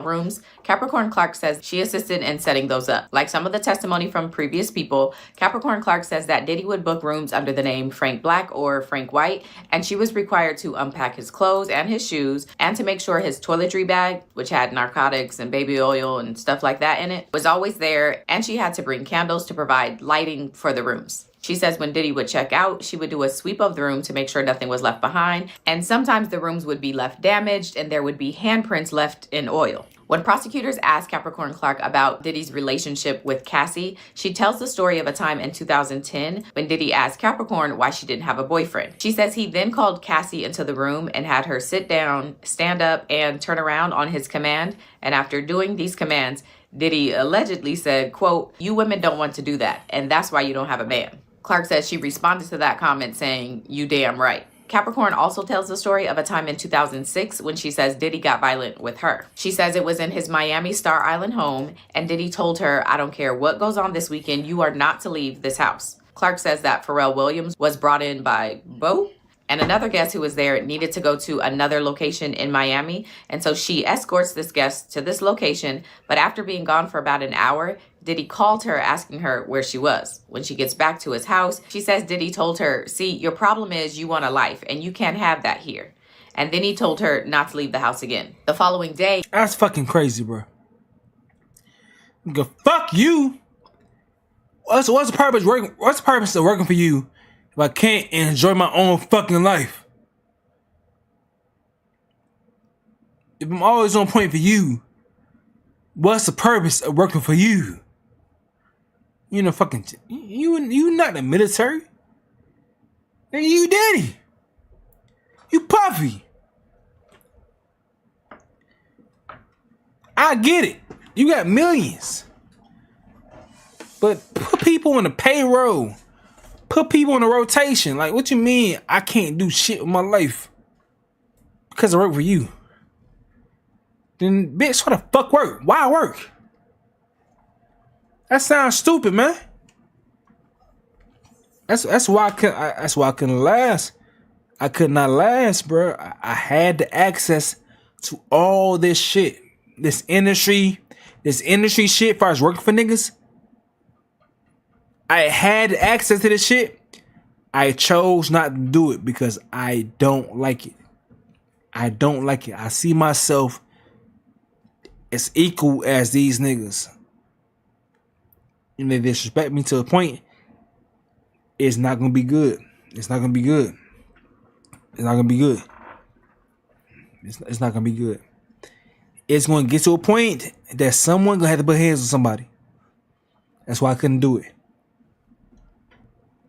I could not do it. And there's someone that's in the industry right now that I owe him. I owe him an ass whooping. Capricorn Clark says she asked the chef if there was any turkey bacon, to which the chef says no effing turkey bacon. Are they mad about turkey bacon? And then Capricorn tells the chef that she hates it here. The chef apparently tells Diddy that Capricorn said she hates it here. And so Capricorn says that Diddy charged her. She says he was pushing her and saying, "If you hate it here, get the F out of this house." According to Capricorn Clark, he pushed her about 30 yards using 75% of his force until a security guard eventually stepped in and told Diddy to stop. Capricorn gets her bags and she says she left the job after this incident. However, after a couple years, she returned as global brand director. From there, Capricorn begins telling the story of Cassie's relationship with Kid Cudi. She says that Cassie brought Kid Cudi to her apartment once, and that's how she learned that the two were seeing each other. She goes on to say that the three of them would sometimes hang out, and one time Cassie texted her asking if they could pick up Kid Cudi, and Capricorn told her to delete the text because Diddy paid for both of their phones, and she was terrified that he would find out about Cassie's relationship with Cudi. She then took Cassie to Best Buy to get a burner phone to prevent Diddy from finding out. And then on December 22nd, 2011, between 5:30 and 6 a.m., Capricorn says she was woken up to hearing banging on her door. She looks through the peephole and sees that it's Diddy. He paid for pacing back and forth. His pants are split up to his crotch, exposing his underwear, and he's carrying a weapon. Capricorn says she opened the door, and when Diddy comes in, he asks her why she didn't tell him. He then tells her to get dressed because they're going to off Kid Cudi. Clark says she tries to tell him that she doesn't want to go, but Diddy says, quote, "I don't give an F what you want to do, go get dressed." So Capricorn gets dressed. Pause right there.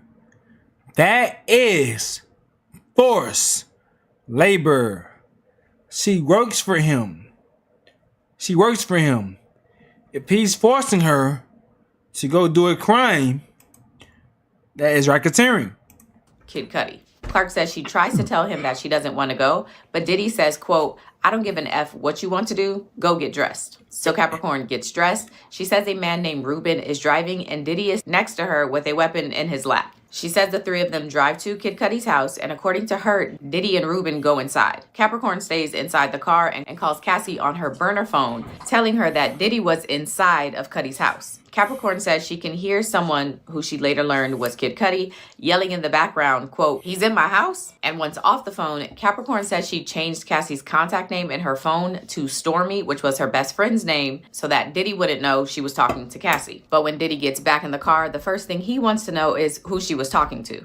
What? He asks to see Capricorn's phone and calls the last number in the phone, which of course was Cassie. And then he says, quote, "B, what the F is this number?" Capricorn says a short time later, Kid Cudi pulls up next to the Escalade that they're all in outside of his house, and then he drives away. They then, according to Capricorn, follow Cudi, pursue him. She said it felt like forever, but couldn't have actually lasted longer than a minute. Ruben, Diddy, and Capricorn then stop at a nightclub, and Diddy tells her to call Cassie and tell her that Diddy is not going to let Capricorn go until Cassie comes. Child, this is so much. So Cassie agrees, and Capricorn goes to pick her up. When Cassie and Capricorn get back to Diddy's house, Diddy told them not to talk to police and to convince Kid Cudi not to tell police that Diddy was involved in the break-in at his house. And she says Diddy tells them if they don't convince Kid Cudi to do this, he's going to, quote, "off all of them." Whoa. So Capricorn says her and Cassie go to Kid Cudi's house to try and convince him to not say anything. And when they get back to Diddy's house, Capricorn Clark says that Diddy was wearing a robe and immediately began kicking Cassie. At one point, she says Diddy threatened to hurt her if she tried to help Cassie.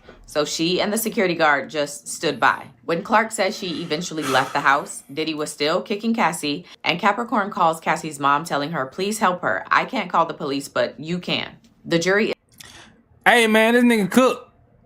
I mean, like, you know what happens, dog? At this one time, the jury, emotionally, unless you have 12 vampires up there, they're emotionally involved. They emotionally know that you are a bad person. Like the defense tried to lessen the blow by saying, "Yes, we know he's this and that, he's that, but you can't like use that to go ahead and determine all these things are true about him," which is true. But at the same damn time, things come down to how you feel about a person, bro. It does come down to that. It does come down to that. Whew. I don't see anything in this case that's going to make them like him. There's nothing that's going to make them like him. He's going to have to take the stand. He's going to have to take the stand. This is one of them cases that he's going to have to take the stand to try to get some likability behind him. Because other than that, nah. I thought that shit was stupid before. Even after the criminal lawyer that we reacted to 2 weeks ago, I think a week and a half ago maybe, said that Diddy was cooked on the first half based on the evidence. He said he was cooked. And the only way Diddy win this case is if he took the stand. Now I understand why he has to take the stand. He has to. He has to. is then again shown the email that Cassie sent when Cassie said that Diddy was threatening to release tapes of her and was also threatening to hurt Kid Cudi and have somebody else do it. After all of this happened, Capricorn Clark says that Diddy would continue to ask her why she didn't tell him that Cassie was dating Kid Cudi, and he once said, quote, "I should off you bees," and cut her face.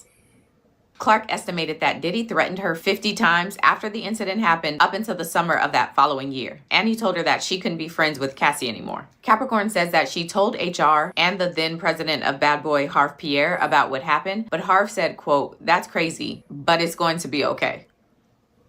In August of 2012, Capricorn Clark says that she was fired and Diddy told her she would never work again and he would make her want to off herself. A few months after being fired, Capricorn says that she received a settlement for allegations of wrongful termination, but on the stand, she didn't say how much that settlement was for. She says after years of not being hired, she eventually went back to work for Diddy in 2016. At this time, Cassie was still dating Diddy, and according to Capricorn, she was taking more narcotics than she was before. Capricorn says she did that work for about 2 years and hasn't spoken to Cassie since she left in 2018. And with that, direct examination of Capricorn Clark ends and they go to lunch.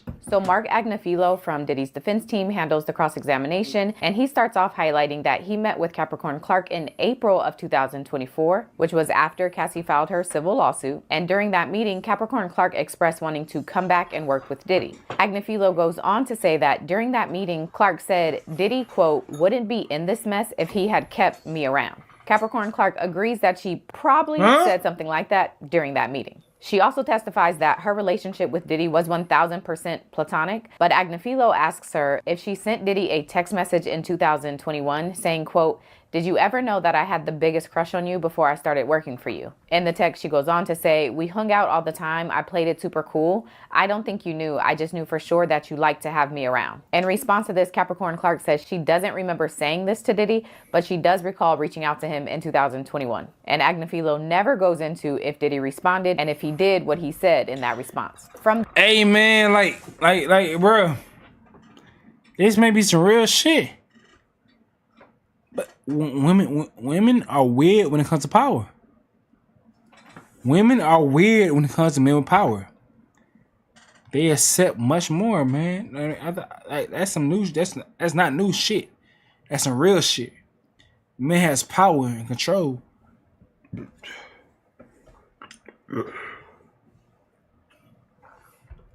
There, Agnafilo asked Capricorn Clark why she at times didn't get along with Cassie, to which Clark says in 2008, Cassie got more bravado being Diddy's girlfriend the longer it lasted. She says, quote, she thought I was being paid to help her. She went from being more of a sweet model to a feisty girlfriend.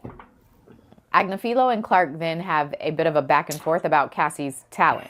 Agnafilo asks Clark if she thinks Cassie was talented, to which Clark says Cassie had talent and was very beautiful. Agnafilo says, but was not talented. And Clark says, she was not. I have good taste. Oh, shit. What?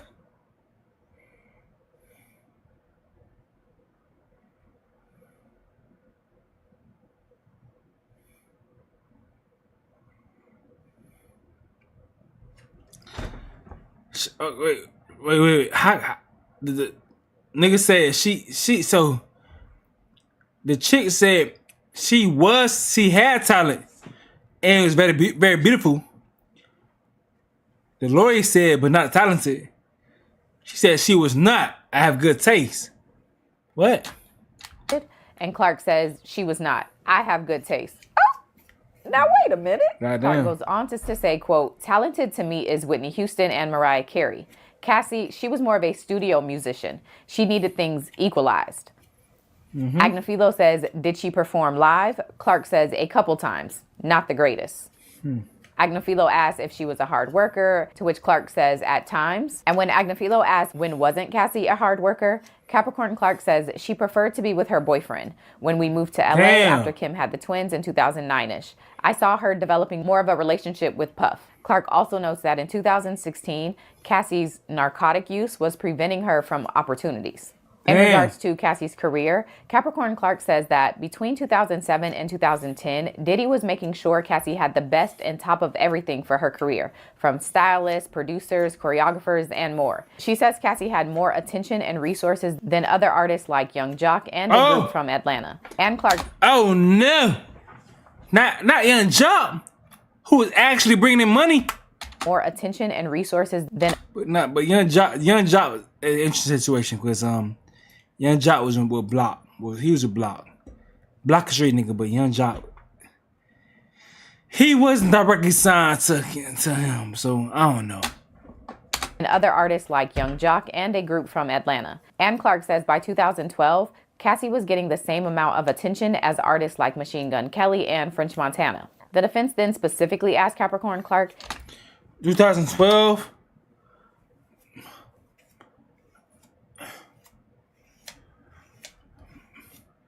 MGK, was he popping around that time?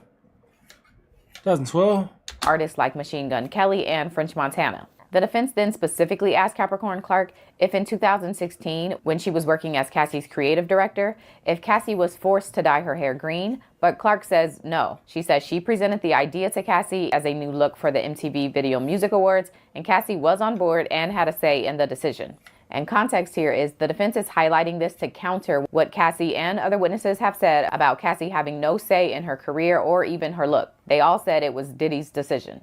And then the defense moves on to Cassie and Kid Cudi's relationship. Capricorn Clark says about a week before the alleged break-in and kidnapping, she picked up Cassie from Kid Cudi's house after Cassie spent the night there. But as far as she knew, at that time, Cassie was still in a relationship with Diddy. Capricorn Clark says the day Diddy came to her house at 5:30 or 6 o'clock in the morning, he had a weapon in his hand, but he did not point it at her. He was more so waving it around. Agnifilo then asked, isn't it true that you, meaning Clark, went to Kid Cudi's house to make sure Diddy didn't do something stupid? But Capricorn Clark says no, she went because Diddy told her he didn't care that she didn't want to go.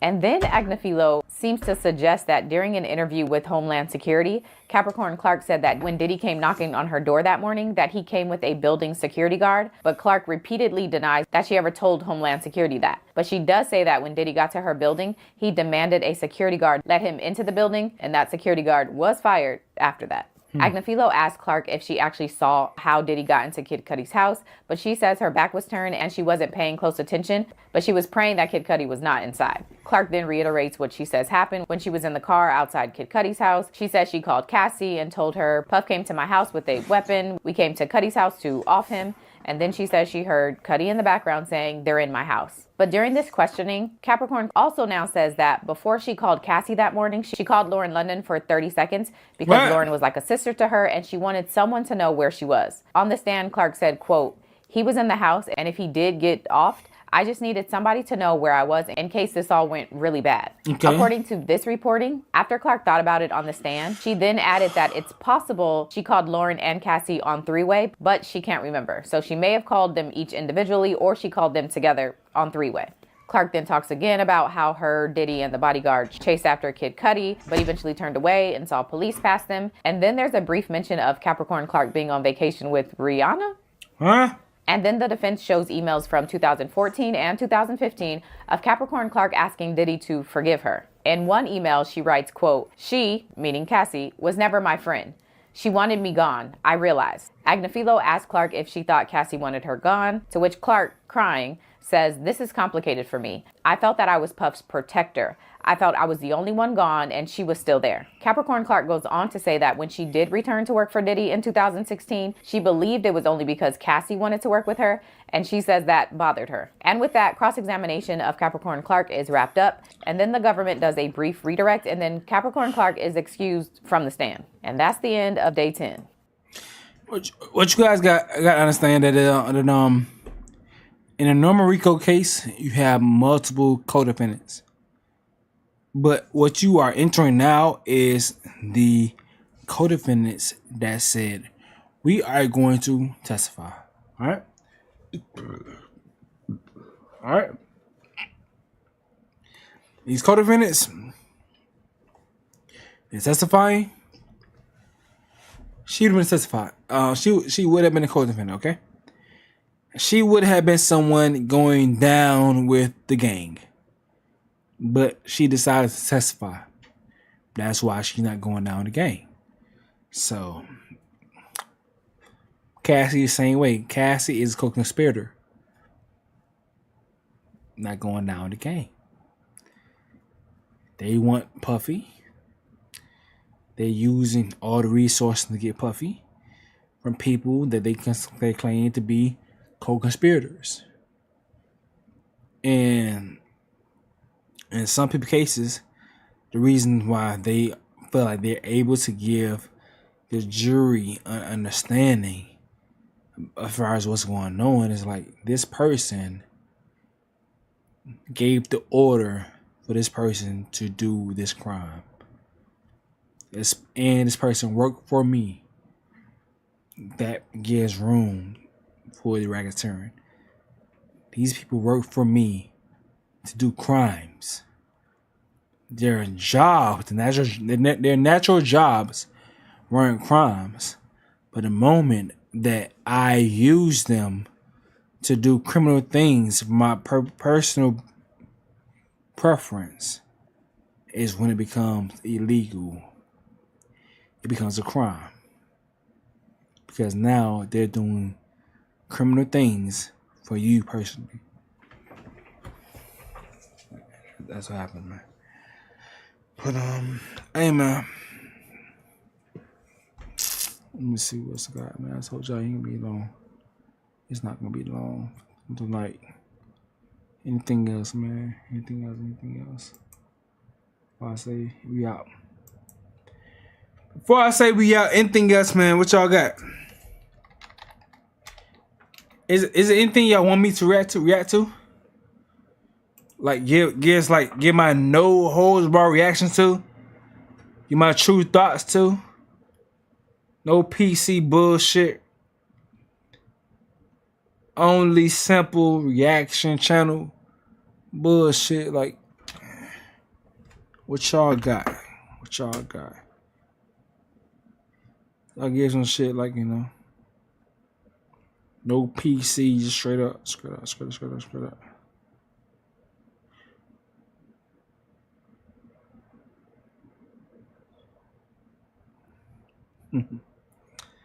It's about to be that for sure.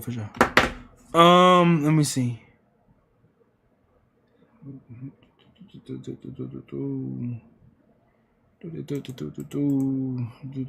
know what? Man, we can wrap it up, man. I appreciate y'all. Let me be about it, though. You did what we had to do. I appreciate y'all, though. I'm gonna eat, go sleep, hit the gym at 5 a.m. Light sleep tonight. Hit the gym. Let me hit the gym at 6 a.m. The latest 7:45 a.m. I'm able to hit the gym, and that's that right there. But I appreciate y'all so much, man. Hit the like button. I'm gonna keep this VOD up until 12 p.m. tomorrow. I'm not getting paid from this shit. They hoeing me. You two hoeing me, so it is what it is. I know we intended, but y'all they hoeing me, man. My though. I love y'all so much, man.